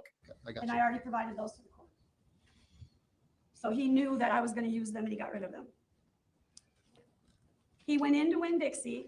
He told them that I was throwing the food all over, and he admits it on his YouTube that he went in there, told them that I was feeding the homeless, trading them food for work, and that I was throwing meat trays and all this garbage on this dead dog road, Yes, along you're with my saying baby speculation, diapers. Judge. Right, wait. What No, you're- I saw the video myself. but I It you doesn't don't matter, have there's an anymore, so objection you're pending. Shut up. Reporting to me something that you saw on a media Well, that you don't have or not, is no longer accessible. then how do I get you to understand that he went into Winn-Dixie and he ended my contract with them and lost me the contract Oh, of there's their other ways to garbage? do that by like the person in Winn-Dixie who talked to him, or maybe call him as a witness and he admits to it. I don't know. But Well, the way if that we you're trying can, to if do we it- end up continuing this, It's I not will proper. call him as a witness, the manager. Oh, it's going to I be will call continued. her as Don't a you witness, worry. Definitely. Well, I don't know that we're continuing this. That may be an issue. We're getting late in the day here, but we'll figure that out at some point. He So- went into Winn-Dixie. Here, He man, admits, stop, I have stop. something here, I have to look through it, where he says that he went into Winn-Dixie and ended that. Okay, So I'm no longer feeding the homeless the garbage. It's so here's somewhere here. here's something else. Hang on a second, because you're adding, there's Because this there's is so big. potential defamation and or slander and or nuisance Harassment. and or a whole lot of things that this court is not It here. all There's not a goes, pleading for a lawsuit for No. damages, intentional interference with a business operation, tortious interference. See, like, I get it. I get that he turns, but at the moment, he's doing what a judge needs to. He's literally saying to her, these are all the things that you're trying to claim, but you've not included in your pleadings. So you need to shut up and move on. Like, does he tell her that she has to go and change the pleadings? Or is it just that he's like, no, it's tortious interference, it's whatever else. Oh my God. She had no contract. It was an employee giving her stuff. Jeremy talked to the manager and the employee was fired. No shit. With a business contract. I want him to stop cyber stalking me I and hear using what the you're saying. internet to kill me. I hear that. Has he ever threatened physical harm to you? I have one. I'm just going to say that's ironic given the whole thing with the hit video. No, not tortoise interference. Of these screenshots that says that he's going to stand outside with his family across the street from my property and aiming AK-47s at my home. Yes, Okay. I take that as Can a you show me that one? yes. I have it. But is that a credible threat or would it be seen as reductio ad absurdum? So ridiculous that no one would believe that it would happen.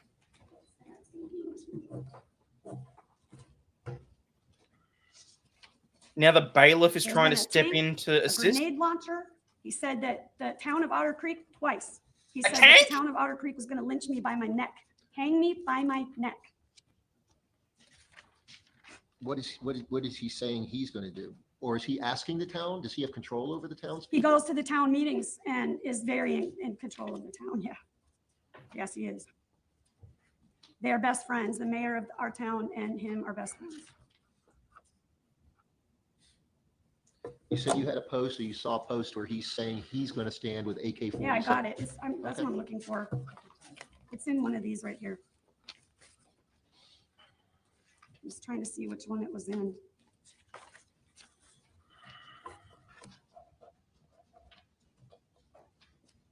It's a matter of finding it. The tank's about 6 inches.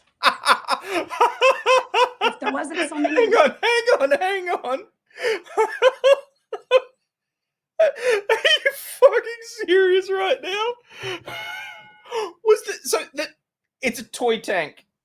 Like, yeah, it's a toy. And it was on a Facebook post or something or in a video and it was like pointed at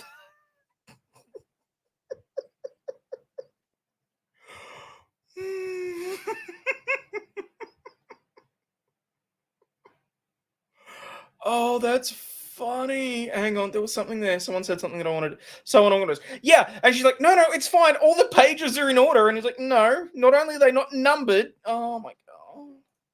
these, there wouldn't be a problem. If we weren't on his, all right, I mean, this proves what he's calling me.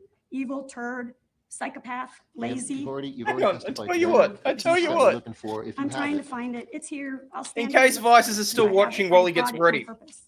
Matter of fact, I brought it loose. I'm going to point the UNSC Enterprise at you. It's a credible threat. Because I thought it was very confused.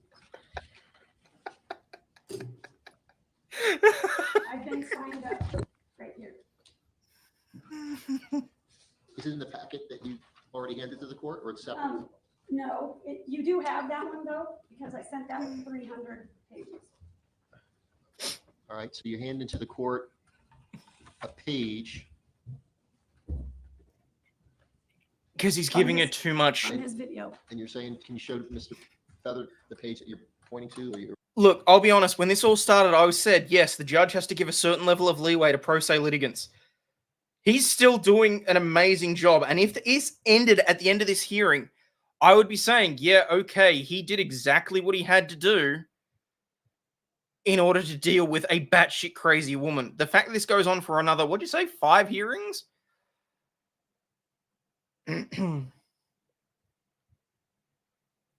Am I a Trekkie? I'm all about sci-fi from various things. I wouldn't class myself in any one particular group, but holy, you know, I'm just gonna let it play. I'm just gonna let it play. On his video where he said he was going to set a patrol up across the street from my property with AK-47s, his family, to protect his family from us. Said he was another one. He said he was going to date. I haven't read the one that says the bye Felicia, going to be gone forever. Yeah, but that's someone being facetious They're all here. online. It's all here. It's continual every day. All right, and you're saying what you're I'm handed to not- the court, hang on, what you handed to the court is a screenshot Yep. of that portion of his Video. YouTube video? Yes.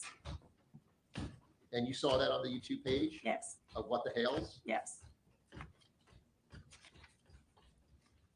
It's part of the transcript. Yeah. So what you handed to the court says, it starts with, he's getting worse with the violent ideation and threatening fantasies. Yeah, she wrote So that in there. When she who sent would it. Mr. Hales be talking about? That's not him talking at that part. It's whoever sent it to me. Or is it me? I got to look at it in order to see it. All right. Well, you're supposed to have multiple copies Hang if on. you're giving a copy to the So court. the post starts off with, he's getting worse with violent ideation. I got it right here. Yeah, she was doing transcripts for me. So for me, she wrote, I have it. For me, This is the person sitting down and typing out his YouTube videos. Okay. Oh my God. You got to try not to apply too much logic to this. I get it now. I'm starting to think I should have fired up a doobie or something just to try and make this make sense. My head. Lizzie wrote what everything was about. So she All right, told me all what right, it was well, about. hang on then, back up. And then So told the me where to go words- on the video. The words, he's getting worse with violent ideation and threatening fantasies, those words are attributed to who? To him. Why would he call himself he? That's like weird to call No, some, no. okay. This was written up for me by a lady that I know. Apparently All right, not. so Watched all the videos. hang on, let's back up. How can somebody who writes something up for you then post it on his YouTube? No, she took, this is All right. his, Let's stop. it's the transcript. She wrote, she gave me the transcript of it. Wait a second now. This page. But is she a professional Put it all transcriptionist? clear on the back here, just so if it becomes part of this It's record. in the video called. Petition, Upcoming Town hang on. Meeting. I'm calling this petition exhibit number 1. I'm dating it the 29th. For identification, so that we know what we're talking about. And it was in the video called Upcoming Town Meeting in Otter Creek, ODDERCREEK. Okay. So the words on the page that you handed to me, which we're now calling the page, petitioners exhibit 1 for identification, not yet. See, now that's annoying because I can see how someone would see that he's acting as a lawyer for her. He's, at this point, I think he's doing this because he's frustrated because she doesn't. In evidence, may not go into evidence unless and until the court rules otherwise. That page contains words that start with, and I'm going to the full paragraph, he's getting worse with violent ideation, etc. Those are the words of some other person that you know who supposedly transcribed words she's Oh, no attributing to shit. him? Yeah, I have the transcript. Okay, that's what we call hearsay. No, she wrote down what she was doing was telling me where to look. So I'm So I supposed could to watch. accept somebody who's not here, Right. that they transcribed accurately and interpreted accurately. Ma'am, that's hearsay. Then I guess we'll have to get a continuance so I can find the video somewhere and put that on my log, because I don't think I have that one on my drive. That one is called upcoming town meeting. All right, so it's, at this stage, it is not admitted into evidence. No, just like you can Are see you- half the you're- captions aren't. Are you requesting a continuance for that purpose? No, I just want this, I want, Then it's not admitted into evidence. That's So fine. the testimony you said about him threatening harm to it's you, on the video. She was telling me where it was on the video. So she screenshotted what it said exactly. Do you and have put the her words video? above it, huh? do you have the video? I mean, I could probably pull it up on his channel if it's still there. I can look on his own Facebook or his own YouTube and see if that video is still there. It might be one that's still there. What would it take you to know whether it's there or not? 2 seconds. I can pull it up and see if it's there. Wait, is this the tablet? Is she using the Chances tablet are in court? It was on that. It's gone. Those are all the videos that are not there any longer.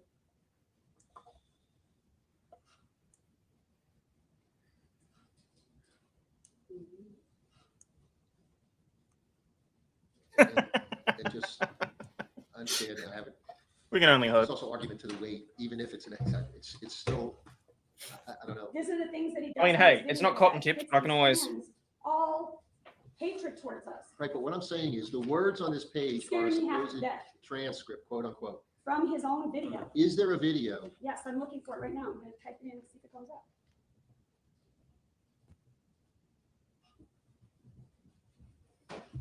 You know, it might be proper to inquire if she ever seen the video. She said that she's scared because of what this person told her No, that was said on I've the seen video. the video before it was taken down. I watched the video just because. Oh, hang on a second. You said you saw it before it was taken down, but you're looking to see if it's still up. Was it taken When down? I went, right, most of these, I got sick this week. So I had a jaw that was this big. Croc 2 days teeth. ago, it was the size of a freaking big old lump right here on my face. I have an abscess. So I haven't had a chance to really grab all this Then stuff. why did you say it was taken down? It might not have been taken down. That's what I just said. No, you just said, I the said words that you just said. I was went it and was looked for the majority of these videos. They're not there. They're gone. So They're I probably haven't had a chance to privated. Look at every single one. The ones that I gave, taken. All right, so what you're really saying he's is, removed a lot of you believe videos. it might have been. Objection taken down, but you don't know irrelevance. For sure. Right, But you just said, despite that really being your feeling, that it was taken down, Right but you don't here. really know. right here. Is it there? The video is here. Okay, and what does the video? They're all I there. have to give it to Okay. you, to somebody to watch. Because it's in there about the AK-47s.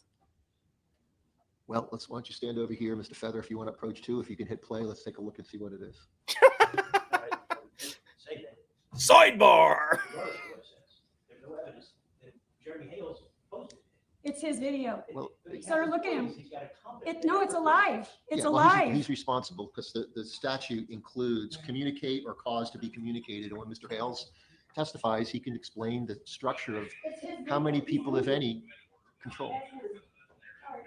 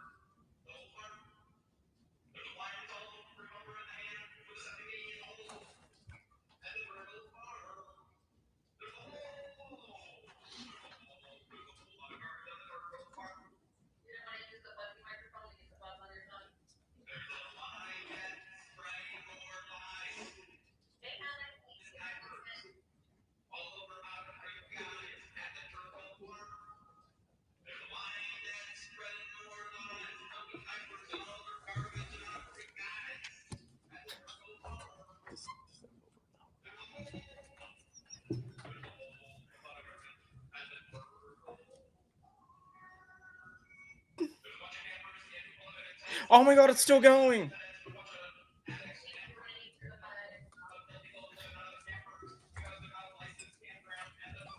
Okay, I got to clarify something. And see, and this is a problem because we have seen it coming through in jurisprudence across various jurisdictions, people. Just so you're aware, songs are being entered as evidence. So it may be First Amendment, it may be expression, it may be parody, it may be whatever else. But I mean, there was a rapper whose music was entered as evidence against him in a murder trial. That's a problem with the court system and with the legislation. This, however, is holy crap.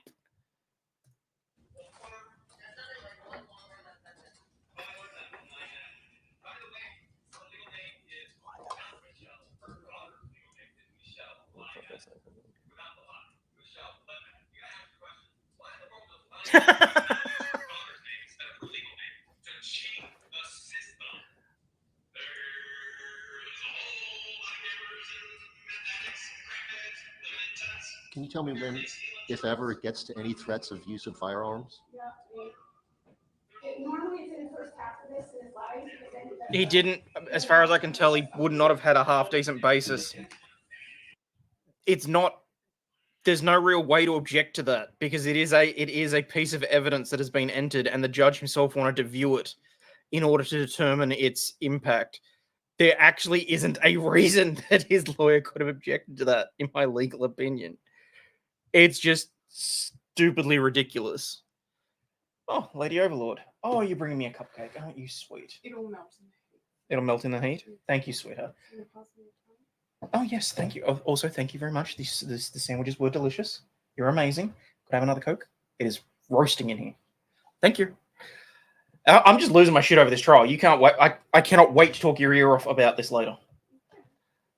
Oh, it's streaming on Spotify? I mean, if anything, I was going to ask to play a video anyway, so.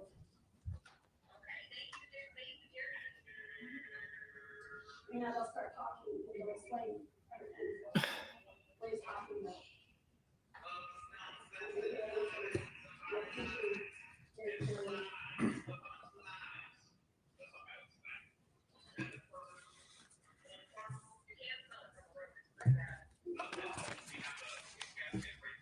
I'm thinking this must be where his brain melted and the judge just decided to agree with whatever.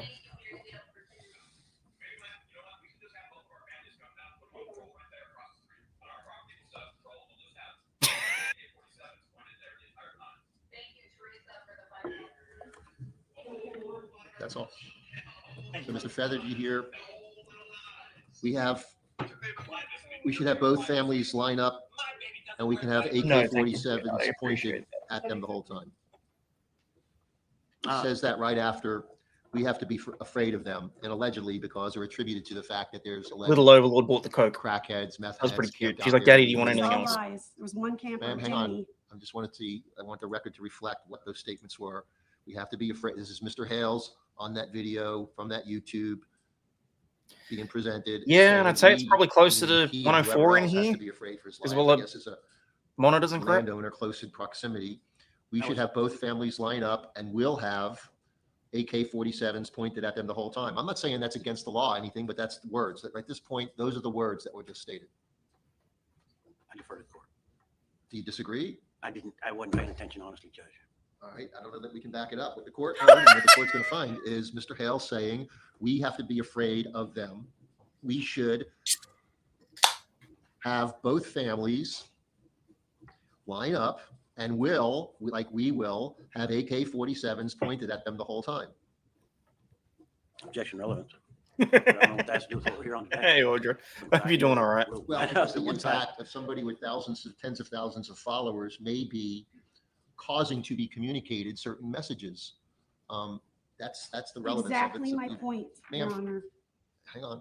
So the objection's overruled. The court would so find that that video clip is currently posted to his YouTube page and includes the phrase that Mr. Hale, and he can explain what it means or what it doesn't mean. It could mean we really are so afraid that we're going to defend ourselves against them and we're going to need AK-47s to defend ourselves. Whatever it is, the words are, we have to be afraid of them.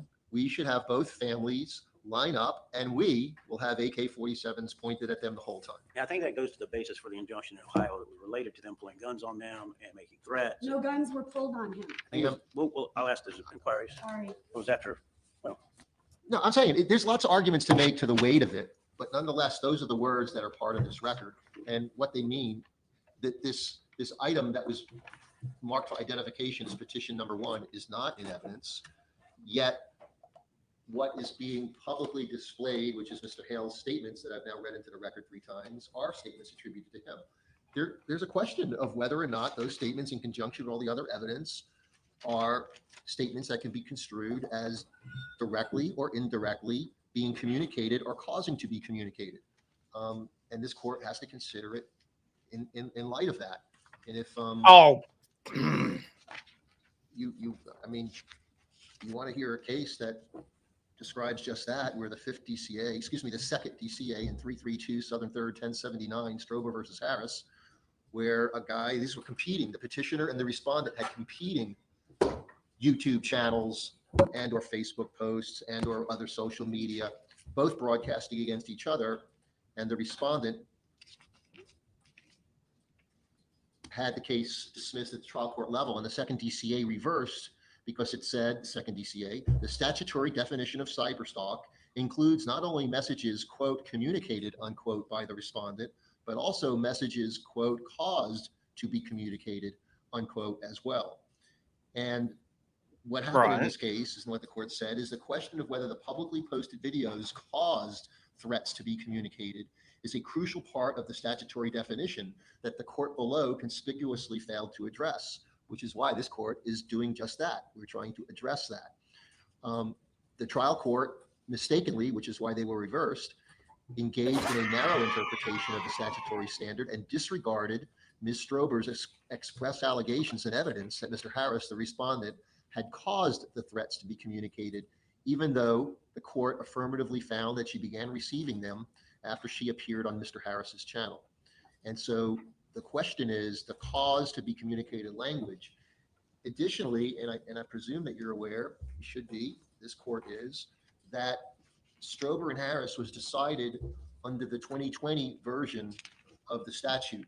The opinion came out January 5, 2022, subsequent to the October 2021 change in the statute under House Bill 921. But they were limiting their decision to that old statute. The new statute added really significant language that is implicated. They added the word under subsection 784.048, 1D1, in the definition of cyberstalk. They added these words, directly or indirectly, those 3 words, and then they added, after the words directed at, they added the words or pertaining to. So it used to be a standard at the time that case was decided. There's not been a case since then, since the statutory change, that now cyberstalk means, and I'm quoting from subsection D1, to engage in a course of conduct, to communicate, or to cause to be communicated, directly or indirectly, words, images, or language, by or through the use of electronic mail or electronic communication directed at or pertaining to a specific person. So it's a much broader statute, and if you read footnote 1 of that opinion, the second DCA recognized the statutory change, but said, and I quote, "We're confining our analysis to that version," meaning the one that was in effect at the time this case was decided. Which is the way that it should be. On which version would apply upon remand or upon any amended petition. Clearly, this court is absolutely obligated to utilize the statute currently in effect since October 2021, which added that language. That's why this court is focused on that language and admitted.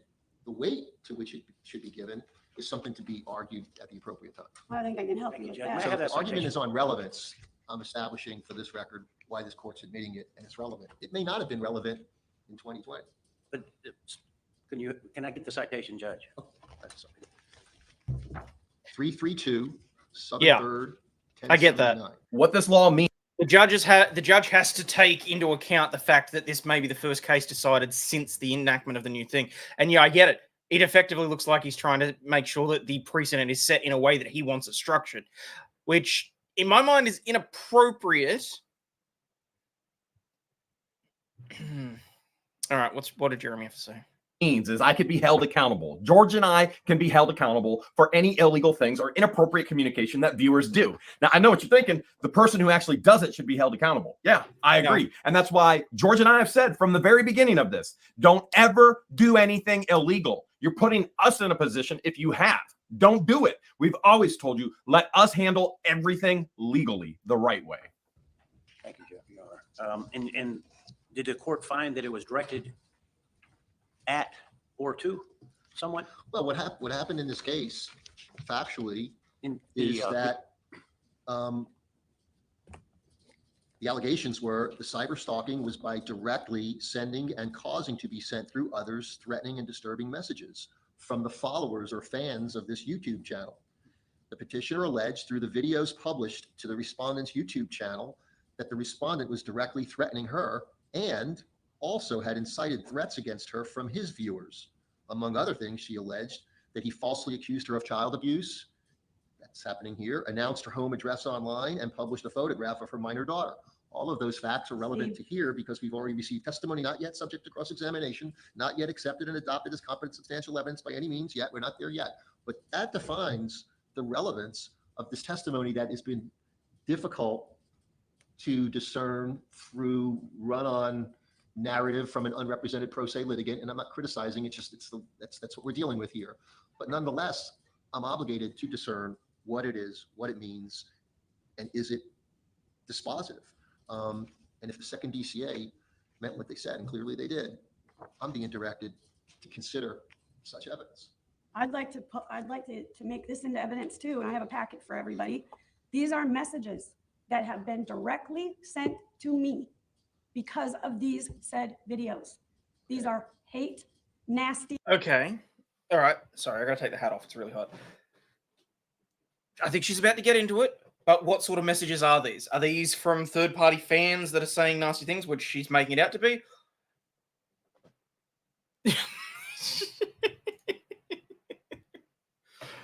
Okay. Telling you YouTube judge is fanboying what the hells, which you can now do Lynette and surf what the hells to retention and new law. How the hell are you going to control thousands of viewers seeing a toddler in diapers running around barefoot with nails and glass? Vicious, ugly, disgusting messages that have been directed to me personally. Hang on a second. When you say this, you're holding. But do any of those messages raise the level of a legitimate threat? These are all messages sent to me. Hang on. We're going to ask some questions about them. Yep. One for him, one for. That would not surprise me. It doesn't matter. It's just what was said. All right, so for identification. Oh, it doesn't matter what was said we're now. talking about Okay. here, I'm going to label this petitioner exhibit 2 for identification.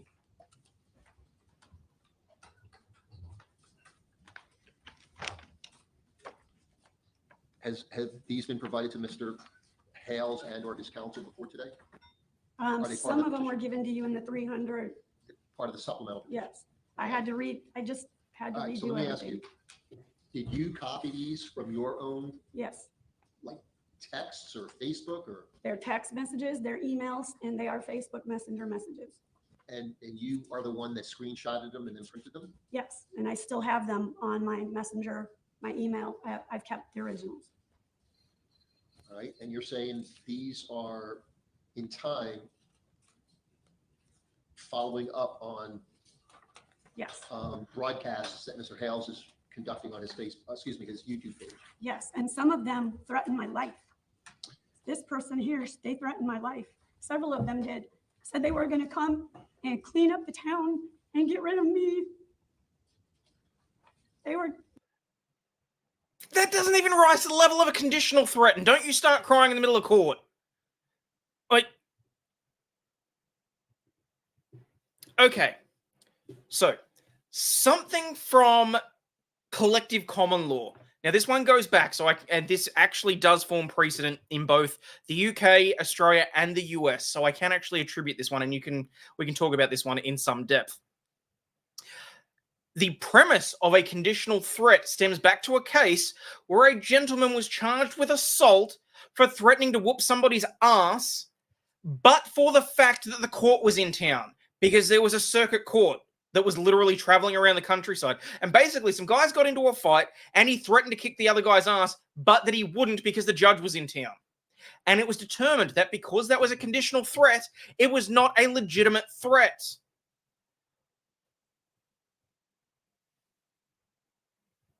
Saying that they're going to come and clean up the town without any direct, imminent, attributable harm to her? Yeah, she might feel uncomfortable. It doesn't rise to the level of assault.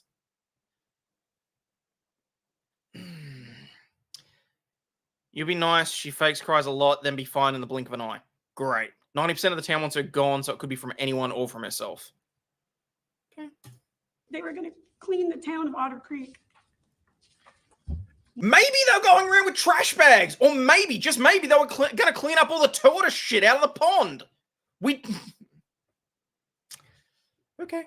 One, she said she was going to hurt me. They're all in here. All right, so are you asking the court to admit these into evidence? Yes, please. Mr. Feather, in response. Objection. I don't know who these are from. I don't know. I can say. On my note, it says sent to me from Hale fans. So like a foundation, authentication, hearsay. Well, she's authenticating them as Yes. having. It's absolutely hearsay. She said so. Well, she may be wrong about that. You can cross-examine her. I'm not. I still have them on my messenger, on my email, and on my text messaging. Here's like this one. So the case, I don't have it with me. I can get. See, the trouble is, though, that the whole point is that the judge at first instance has to take everything at face value from her. Oh. I can get it. I'll complete the record with it. Simonette, Symonnette, establishes the foundation for authentication. The court's relied on it multiple times. It's a case that stands for the proposition that somebody who receives, effectively, who can attest to, and she's attesting to, she's receiving these messages in time subsequent to posts, broadcasts of the YouTube channel from Mr. Hales, and the context of them, they're clearly addressed to Ms. Preston using derogatory language. The context and the substance of what they're saying is clearly in conjunction with the things being broadcast and what Ms. Preston is saying or lies about her. And it's clearly a bunch of Very angry rabid people responding without evidence other than the broadcast, maybe whatever, but they're drawing conclusions about. What broadcasts are they referring to in these, Your Honor? What makes you think that these comments are related to a broadcast? You can't just say every video. Disability. The court's admitting petitioner's exhibit 2 for identification as petitioner's 1 in evidence. I mean, Whether there's weight to be given to them or not, or how they're to be construed, is certainly an argument. can I read this one, Your Honor, to show how it is relevant? I mean, how did they know we're going to court? How did these people know we're going to court if he hasn't posted it? He has posted it. It doesn't matter if he has or Go have your day in hasn't. court. Go to hell, bitch. I don't know. You got to Fucking tell me piece what of you're shit. holding in your hand. Yeah, it's in your packet. It's in that packet. The one that you just handed me? Yeah, I just pulled it out. And give me a sense of maybe who you're attributing that to or what page you're trying to bring to the court's attention. It's a message I was sent from some guy named John Smith, which is probably a fake name. Lynette, you'll have your day in court. Go to hell, bitch, cunt, fucking piece of shit. You will go to jail. And the second message he sent. No. Let's cover the first message. Not a single goddamn threat in there. Nothing to make you feel. I mean, you may not like what they have to say. That is freedom of expression, bitch. Nothing in there. What about the second message? Let's see. Similar. Lynette, you'll have your day in court. Go to hell. Same message. I inquired what page, what document is being referred to. In referring to, it's in the packet. This one? Yeah. It's Like in the what packet. page? No one gives a shit if it's in the packet. This is why it was all supposed to be numbered. But no, it's all in order. Oh, sorry. It's just in there. I put one in every packet. I just put it back. I found it again. Put it back. You said you think it's a fake person and a fake name? I don't know. It I doesn't don't have any matter. idea where it came To from. me, it doesn't matter. It was sent to me because of his posting on videos.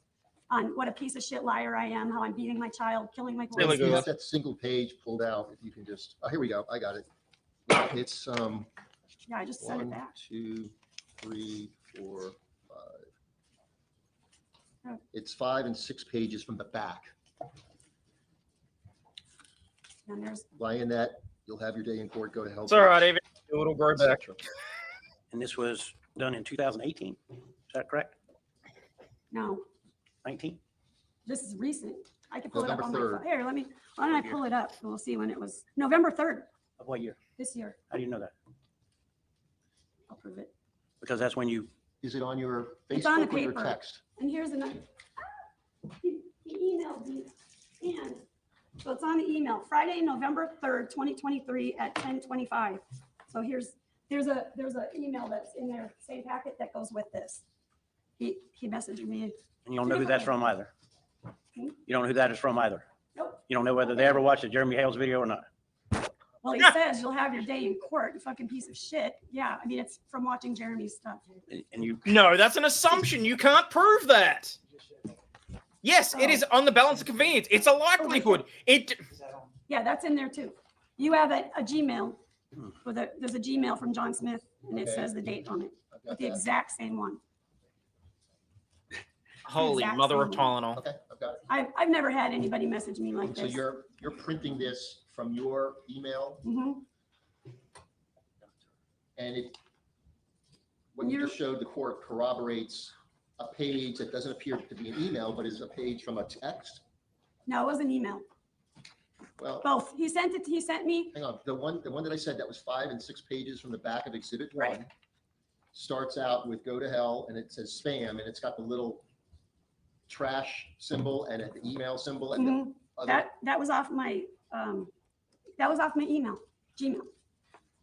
That I got off my Gmail because it says spam and it says November 3rd, and it's just the way that No, it no, no, pulled up. That's the one you showed. The one that starts with the big capital letters "Go to hell" appears Yeah. to be a text page. No, that's the email. It's the same email as the little one. Okay, It's the same email as this one. all right, I got you. Only when you print it, pull it up to print, that's how it comes out. Okay, got you. And there's All right, many it's more contain- like It's that. contained in the composite as Exhibit 1 nonetheless. Yeah, they're all like that. All right, I got you. They tell me they have mercy on my soul. He tells that I'm scamming the government. You heard that on that video. This one says I'm watching the video right now talking about how much of a scammer you are. All right, Get so a hang damn on, job. Hang on, ma'am. So what you're saying is your belief is these things are a result of what he broadcasts is Directly. fomenting in people, riling people up, causing people to act upon. Yes, And that what they're saying to you is causing you distress. yes. Okay. This one So is sad because it even says that Patient's baby is smarter than me. It says Pebbles is smarter than me. I'm a disgrace. all right, so let's focus here a second. I just want to get a sense of where we're going here because counsel is clearly These all came. having the opportunity, counsel gets the opportunity to cross-examine you and to present evidence. And we're at 4:37. We're not going to go beyond 5 o'clock. I'm not going to hold court staff or the courthouse open beyond that. We've got to continue this. I don't even want to know what a You've rap referred sheet to is. and have shown Oh, now, yeah. Mr. Feather, some video items of evidence of an evidentiary value. I haven't had you play those, but they may be relevant because the one that you did play, the court found at least part of it to be relevant. And so I don't want to deprive you of the opportunity to present No. all your evidence, but it appears, and Ms. Preston, you got to tell me if I'm wrong, that you may be kind of towards the end of concluding your testimony, but maybe should have time to present the Well, I would videos. I would like you to see the video that was made after the Ohio hearing, and it was just made last week, Okay. about a week ago. John was walking in front of our property And you have that saved how? On your computer? on my computer Okay. and on my phone. Okay, and you showed that to Mr. Feather? Yes. Okay. John's walking on the front of our property, measuring our property because we. Bitch, stop describing it and show the video. We got to put up a barrier. We got to stop this. I got you. We're willing to do anything. Somehow, some way, she wants it all to stop. Oh, wait, that's right. Back in May, she received a cease and desist. And instead of stopping, she actually increased. Oh, that's right. She got a civil protection order on her. And instead of stopping, she actually increased. Not only that, she has incriminated Marla Hughes and Victoria Munsell and many others who will be subpoenaed. Does this sound like a woman who's willing to do anything for this to all stop? And then she says, how would they know about court? Oh, I don't know. You've actually posted all of your subpoenas, all of your court documentation, every little thing about court online. Has nothing to do with what the Hales. So he's walking. Jeremy, when he comes out of his driveway, he can see if people are in front of my house on the road. He could go out to the left. Ma'am, and go out. I'm not going to deny you the ability to testify. So hang on just a second here. The video is very pertinent to what's going on. I'm going to give you a chance to display them, but we're going to have to come up to a time of when we're going to be able to do so. Just give me a second here. Mr. Feather, I'm trying to make a determination. Here I am. You've been counsel of record for less than 30 days, or maybe 2 I think weeks. if I'm given the chance to show what I have, that I think that I will be able to walk away with an order to protect me and my family so we can go on with our lives. I'm going to give you that opportunity, I know. but I don't think that you're going to play it now and this court's going to rule because they have a right to cross-examine and present evidence. I know. So, and we're 20 minutes before the close of a business day here, and quite frankly, to some extent, and Mr. Feather, that's why I'm just looking here. A couple things. One, you've been provided with, I don't know that you're arguing prejudice, but you've been provided evidence that you didn't have before you walked in here today. I know we took a break that allowed you to do so. You've had a chance to hear her testimony, but without subject to cross-examination or presentment of your own testimony. Just logistically, we got to take a break and reconvene. I would not discourage, and maybe would suggest that if we need to do so, and we do, that you engage in conversation with Ms. Preston and see if there's a resolution you guys could work out based on your advantage. Your disadvantage is you and your client got to come back. Your advantage is you might be able to open up some line of communication to get a resolution between the parties, other than the court adjudicating it on its merits. So, Your Honor, just where saying. the injunction prohibits her from communicating with Mr. Hales, are you That's why I excusing said that obligation? you on Mr. Hale's behalf. I don't think she can use me to communicate with him according to Ohio's law. Correct. I don't believe she can. I think I'd write a copy. I did a notice of filing. I have a copy with me, but I don't think she can. I don't think she's allowed That has anything to in a courtroom have setting. contact with Well, Mr. I need to Hales. see a copy of that. I'll evaluate that, and I can contact the judge there to get them to carve out an exception to allow counsel outside the presence of your client to be able, on your client's behalf, to talk to Ms. Preston or communicate. I was going to say that does sound a little bit unusual. Having it so that there's a complete communication block. I mean, so generally where someone is legally represented, you can't talk to them directly. As a lawyer, if I know someone is represented, I can't talk to them directly. Their lawyer can't talk to my client directly. That is irrespective. Now, setting aside the fact that that's just client privilege, using the Ohio TRO, it's interesting that it says that she can't have any contact, even if it's through his counsel. That one's interesting to me. I would have fully expected that at the very least, a lawyer acting on his behalf could have been an intermediary for the purposes of settling issues. I mean, if you genuinely can't have any third-party communication, that's third party can't communicate in a TPO. It's okay. That may be something that's different, that varies by jurisdiction. That's weird to me. I'll be perfectly honest. Okay. Meeting in a courtroom now indirectly. I already have it. This is the final judgment. This is the final judgment. I didn't notice a file in this case. Court may be aware of that. I'm not, because it's not imaged yet. We filed that prior to the hearing today, and it is the final judgment of injunction, or what they call is a protection order in Ohio, and it's far more, quite a bit further reaching than Florida's. Where do you think the line? Okay, maybe. It was easier to get. Actually, a little harder. Broad under subsection 7, not initiate or have contact with protected persons named in the order where their business is. And there will be a contempt motion, I think, forthcoming for your Honor's consideration. I'm sorry? I expect there will be a contempt motion forthcoming for your Honor's consideration in relation to the violation of this no contact pursuant to Florida statute 741.315. Your Honor, we've made no contact with him. Any contact that's been made has Well, been wait a made by second. Why would it Mr. be Hales. coming to me? Under Florida statute 741.1315, you would be the appropriate court to hear the violation under the recognition of foreign protection orders, the statute, and full faith and credit under the United States Constitution. Wait. But you're saying based on conduct that I'm not aware of just yet, other than me suggesting you can communicate with her. But I think there is other conduct, Judge.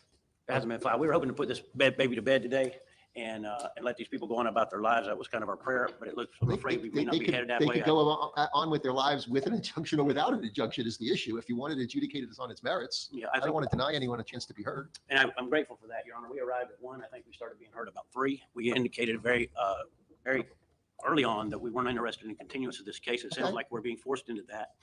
When I agreed to represent Mr. Hales. Well, between 1 and 3, This is where everything goes haywire. And my counsel and the judge start beating heads like this. I want to say this about my counsel. Attorney Feather has been the best attorney I have ever worked with in my life. Very communicative, very responsive, very aggressive for the right things, even prays with us. And it goes on and on and on. What you don't know yet, but I'm about to share with you, Attorney Feathers is now a witness in this case because Lynette has made false allegations against him, and I had to hire other representation. We'll get to that in the next hearing, though. You're about to witness not only what I would call inappropriate behavior from the judge, but you're also going to see the judge actually adjourn the hearing without response from me and my counsel about the next date and conflict. He literally says, it will be December 6th, it will be at this time, and you've got a week to change your schedule, and then he adjourns. Now, this is important because the next hearing, he brings this all up. Well, there was no objection. There was no response. He never gave any opportunity. so we could have heard your case first, yes, and we still wouldn't be done with it. And we would have about, what were there, I think we would be, Judge. 25, 30 other people that would have been waiting for their case? Sorry, that's the way I called the court docket. Your Honor, I mean, I'm not come on. trying to, suggesting that the court should do anything other than it's done, except that we really. Okay, wanted to have so Your Honor's this getting resolved pissy about the case. court These docket. people- She needs peace, Judge. Mr. Hales and his wife need peace. All right, so what do you expect in terms of her playing those videos? Is going to take us, what, 30 more minutes? Are you going to I waive honestly thought if I got cross-examination? the opportunity to cross-examine her and we showed you the law, that we could have walked home 30 minutes ago. I don't know how that's going to happen. They don't want me So to you- have you're my saying right in day 30 in more court minutes, we again. can resolve this. My belief was if I had the opportunity to examine this How much crime time do you need to petitioner, cross-examine? I think about 15 minutes probably. And how much time do you think she needs to play the videos that she showed you? Or the other thing that the court could do, I mean, that's what the court did in Strober versus Harris. The court received all the videos and said the court would review them later.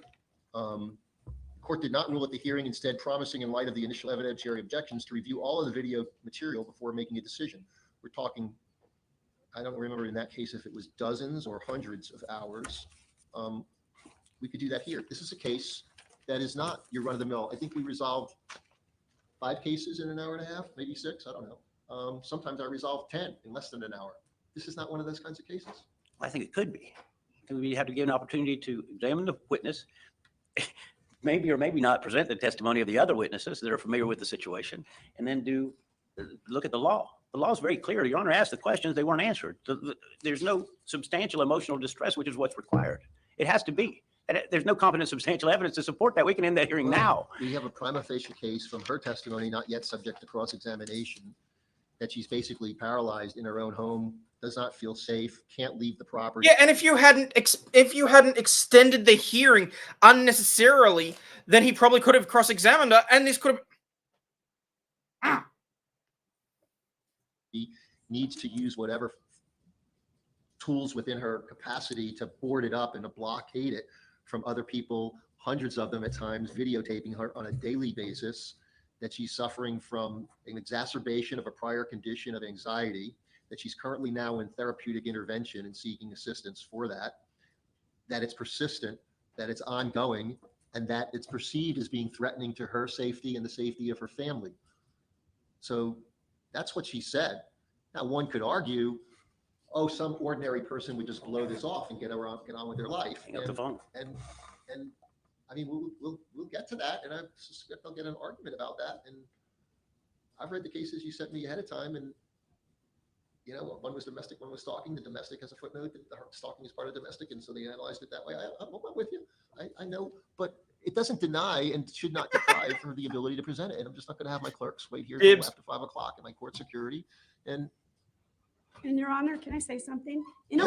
and here's another thing. You've talked The court's enough. concerned, by doing so, there's not a temporary injunction in place. So there's no There is, Judge. intermediate. There's a permanent injunction in place. In another court, yeah. Yes, she can't come near him. He'll be Right. okay. So So there's no how such did, thing in and how did the Florida. video happen the other day? Yeah. There's no such thing as a mutual injunction, but there's Right. a such thing as people having independent injunctions considered on their own merits. the standard of law in Ohio is preponderance of evidence. The standard here is a little higher, competent substantial evidence. May I say something that's pertinent to what you're talking about? He was asked in Ohio, can we make this a mutual order between you two? Both. He said no. He said no. Because then he couldn't be able to do what he's doing to me. Right, which is why Florida law has a statutory provision. There's no such thing as mutual injunctions. However, there is, rare as it may be, injunctions one person has against one person and another person against the same person. But they have to independently be evaluated on the merits of whether there's competent substantial evidence to support entry of the final judgment. And I don't know how much more serious that could be. You want to cruise through this. You know, we're not going to do that to the. I just really wanted to cross-examine the witness, the only one we've heard from. And I wanted. Basically, Your Honor, what he's saying is that if he had the opportunity to cross-examine the plaintiff in this case, more likely than not, he could apply for summary judgment because nothing that she says would give rise to what she is alleging, and there would be no substantiation, and therefore you could rule, and you could have done that a half an hour ago if you hadn't let her keep flapping her trap. What the hell is wrong with you? And the whole thing, oh, I don't want to go beyond 5 o'clock. Are you fucking kidding me? There are plenty of times when courts go beyond 5 o'clock. Just because you have a 5:04 tea time does not mean that the case could not be rounded out. If you reckon that you could get it done in a half hour, screw it. Go to 5:30. That's judicial competence. For fuck's sake. To present. And deny her the ability to present the evidence. Ma'am, how long are the videos? They're like 30 minutes. Okay, 30 minutes, 15 minutes, which is never going to be 15:30. We're going to be here till 6:30 at earliest. We're going to have to reconvene. There's just no option around that. Mr. Hales, I think if you want quick justice, you're not going to get justice at all. And if you want to spend 6 or 8 months in an No. That is inappropriate. No. Comments like that, are you... court process, you could end up with that, or we could hear the whole case and allow the court to make a determination on the merits of this case, and it could result in an injunction or not. I mean, what your lawyer's saying is it's going to result in a quick and speedy resolution with a dismissal. I guess he's predicting what I'm going to do. And I think that's what the judge is getting pissy about. He's being told what to do in his own courtroom, and he doesn't like it. Hypothesis without basis. Well, it's not a hypothesis without basis. As a defense attorney, if you know that the plaintiff is full of shit and you are good enough at your job, that you can make sure that you pull apart their story and their argument.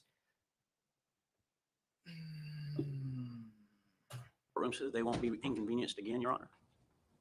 We have the mayor of Otter Creek present. We have her husband. They both like to testify. Could we do that in light of the limited time that we have available so that they won't have to return and be inconvenienced? They're going to be 5-minute witnesses? Very brief. Probably not. You're going to have a pro se litigant try to engage in cross-examination, not even understanding what that is, to ask questions? I think that's how it works. Since this case is so In crazy, time, can I it will get a work. lawyer Yes, in time. appointed? It takes time. You're trying He's to railroad hiding behind through. the argument. Your Honor, I'm understand not that. trying to I railroad you. understand I'm that. trying to But the court convenience is- his witness. He is hiding behind the pro se argument. Your Honor, that is your goddamn job to make sure that that is done timely and in a proper and appropriate manner. Do not hide behind the pro se argument. I gave you some leeway. But you sitting there going, oh, well, you know, you think it's just going to be a 5-minute witness. If she's not going to know what questions to ask, then how is it going to... Since we've been waiting 4 hours to testify. And I've been doing what in the past 4 hours? Adjudicating the merits of about 6 other litigants, times 2, because there's 2 in each case. Some were served, some were not served, Understood. with witnesses, some without witnesses, some with supporters, not Oh, with supporters. stop getting your I don't know when panties we in a started. How many bunch. people were here? 25 or 30? Am I insensitive to these folks having to come back? No, I'm not. I'm But I think completely we can go- cognizant of it. You guys want to come back on a Saturday or Sunday? I'll be here on a Saturday or Sunday. You want to come back at midnight? We'll be back at midnight. But I'm not going to put my clerks through that or my court security through that. I'm just can suggesting you that we not could understand convenience the that? witnesses by taking their testimony now, Your Honor, if the court would consider it. You know, the request is denied. It's mind-boggling. Am I allowed at all to get a court-appointed lawyer in something No. like this? No, ma'am, it's not a criminal case. There's no Okay. constitutional, there's a right to counsel. There's not a right to court-appointed counsel. Oh, General T, you haven't even seen... No. In some of the cases, and Mm, as someone probably not mentioned, included. I'm fiercely tomorrow? Come back defensive 9 about o'clock. cases where there's kids involved. That's In all right. some of those But the cases, I go petition is right not off like a sworn. fucking Is that right to the firecracker. court? You ain't seen nothing yet. everything matters in all good time, in all due time, at the appropriate time. If you're making motions, I move to dismiss the petition because it's not properly sworn. you can make that argument tomorrow morning at 9 o'clock. And if it's granted, we'll all go home. What the f-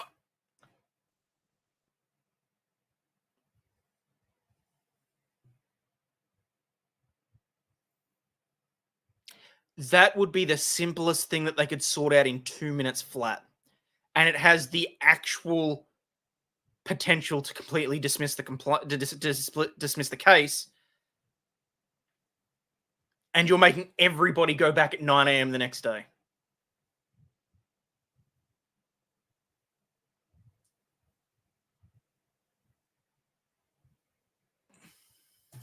$9:15. Can I ask what that means?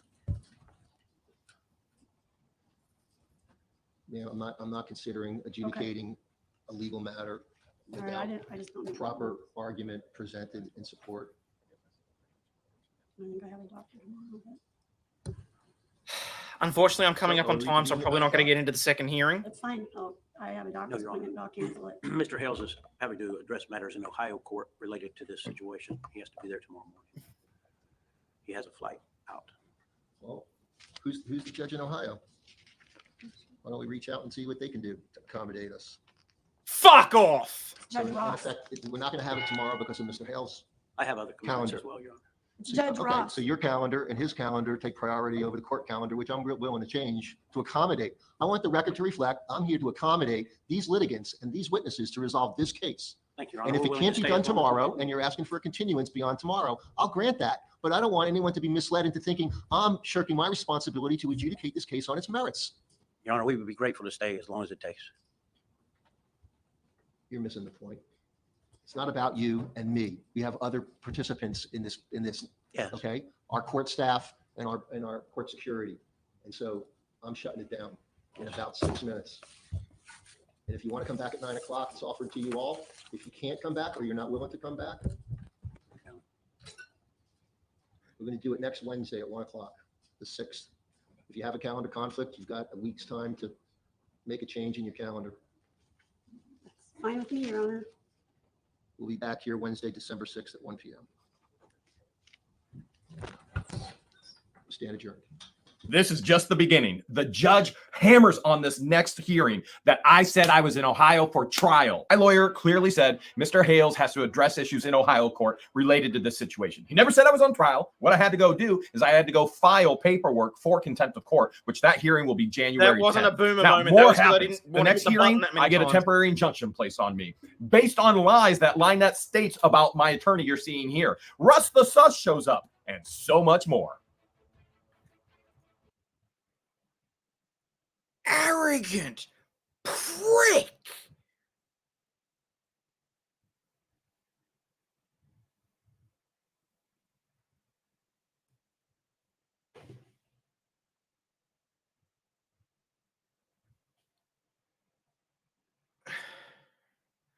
Yes, that was strike prevention. That was me making sure my channel doesn't get yeeted because I say something ungentlemanly, shall we say.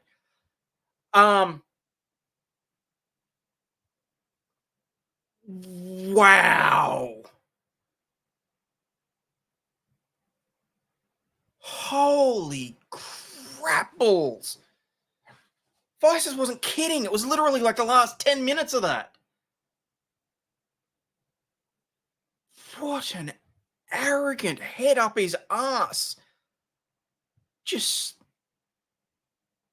let the court record show that I'm not here to shirk my responsibilities, and I have my head so far up my ass that I can just make sure that everybody can revolve around my calendar. You could have adjourned that to any other day.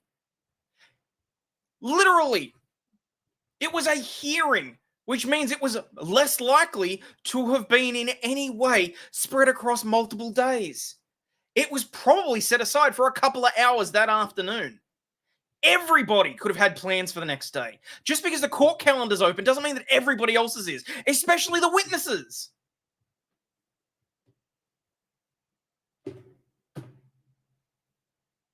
You'll lose your shit when you see what's next. It gets 10 times worse.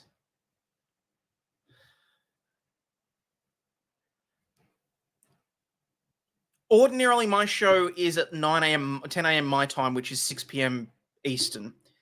I think tomorrow, if I do a stream of the second hearing, it's going to have to be in the afternoon so that I can drink. We know you have to go, just a preview. Hang on. There isn't enough popcorn. No. He said they could stay till midnight. Yeah. Witnesses were the mayor of Otter Creek and her husband. No shit. And the judge pulls this crap for the next four hearings. Oh my god. Like, so that you can weep softly to yourself? No. Your expression matches those of the GUI guy and Megan Fox. You, though, are so much fun to watch. Can't wait to see during the next 3 hearings. It'll be epic. Yeah, look, guys, there will definitely be a second hearing stream tomorrow, just because, I mean, I've got a few things that I've got to do, but I will fit it in. So keep an eye out on the notifications. If you don't already follow me on Twitter, do so, X, whatever you want to call it. Actually, the best place to get notifications from my channel is AussieOverlawd.locals.com. You sign up. You don't have to pay anything to get the notifications. That way you can make sure you get notifications from my channel. I will be perfectly honest, YouTube does not generally notify people about me. Mainly because I've said some things in the past that they've been pretty pissed off about, because I don't pull punches generally. And I can see that this one's going to be one that gets under my skin as well. Jeremy still hasn't presented his side. Oh my god. Everyone who has any sense of reasonableness evolves in their thoughts as you just did. Attorney Feathers is going to be live on What the Hales on Sunday at 8 p.m. Eastern. Oh, there you go. No evidence or cause for any of them. Just judge with a diarrhea mouth. Yeah. So, holy cow. Thank you to everybody that sat through that with me. I'm going to, what time EST? Please convert. I'm horrible with converting time zones. That's a damn good question, because I'm shocking with with time zones. There's 5 hearings. Okay. Let's see. If I say, 2 o'clock tomorrow, I think that's, hang on. Let me do time zone calculator. No, time zone calculator, not just time zone. Zone calc. Time zone converter. There we go. That's what I need. I need Melbourne. I need New York for EST. Mountain time. And we'll go Los Angeles. I do have some people from London, so I'll throw in England as well. So if I go back to 2 p.m. my time. All right, so that's what? 10 a.m. Eastern, 8 a.m. Mountain, 7 a.m. LA. Just keep an eye out. I will do my best, okay?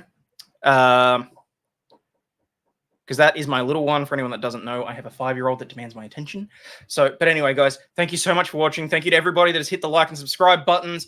I will absolutely keep covering this, because this is batshit crazy. And, you know, if you watch the regular show, which I may actually do later on in the evening tonight. Oh, actually, hang on. Wait, did I get that right? Oh, that's 2 a.m. 2 p.m., dumbass. How do I do that? 10 p.m. Eastern, 8 p.m. Mountain, 7 p.m. Los Angeles. Sorry, got my time zones mixed up. Yeah, p.m., not a.m. Anyway. Wow. I'm completely brain fried. I really am. But yeah, if you manage to catch the regular show where we just talk all kinds of crap and where I go through news stories and give my legal opinion on things, that'd be great. But if not, I'll see you all back here for this. As always, people, please remember, for the love of God, unlike that judge, you are not a piece of shit. You have value and you contribute to society, especially those that have hit the like button. Double check whether or not you're subscribed. Thank you to everybody that's helped me get over 31K. I cannot believe that. That is extraordinary for me. But yeah, as always, stay healthy, wealthy, and wise. And I'll catch you all on the flip side. I'm just seeing who's live. I'll find someone to send everyone across to. But as always, I will catch you all later. Cheers, peeps. This shit, I'm out. Fuck this shit, I'm out. No thanks. Don't mind me. I'ma just grab my stuff and leave. Excuse me, please. Fuck this shit, I'm out. Nope. Fuck this shit, I'm out. Alright then. I don't know what the fuck just happened, but I don't really care. I'ma get the fuck up out of here. Fuck this shit, I'm out. And no, for anyone wondering, I don't hit the bell for the last song because I'm not the one saying fuck. Oh, damn it. See ya.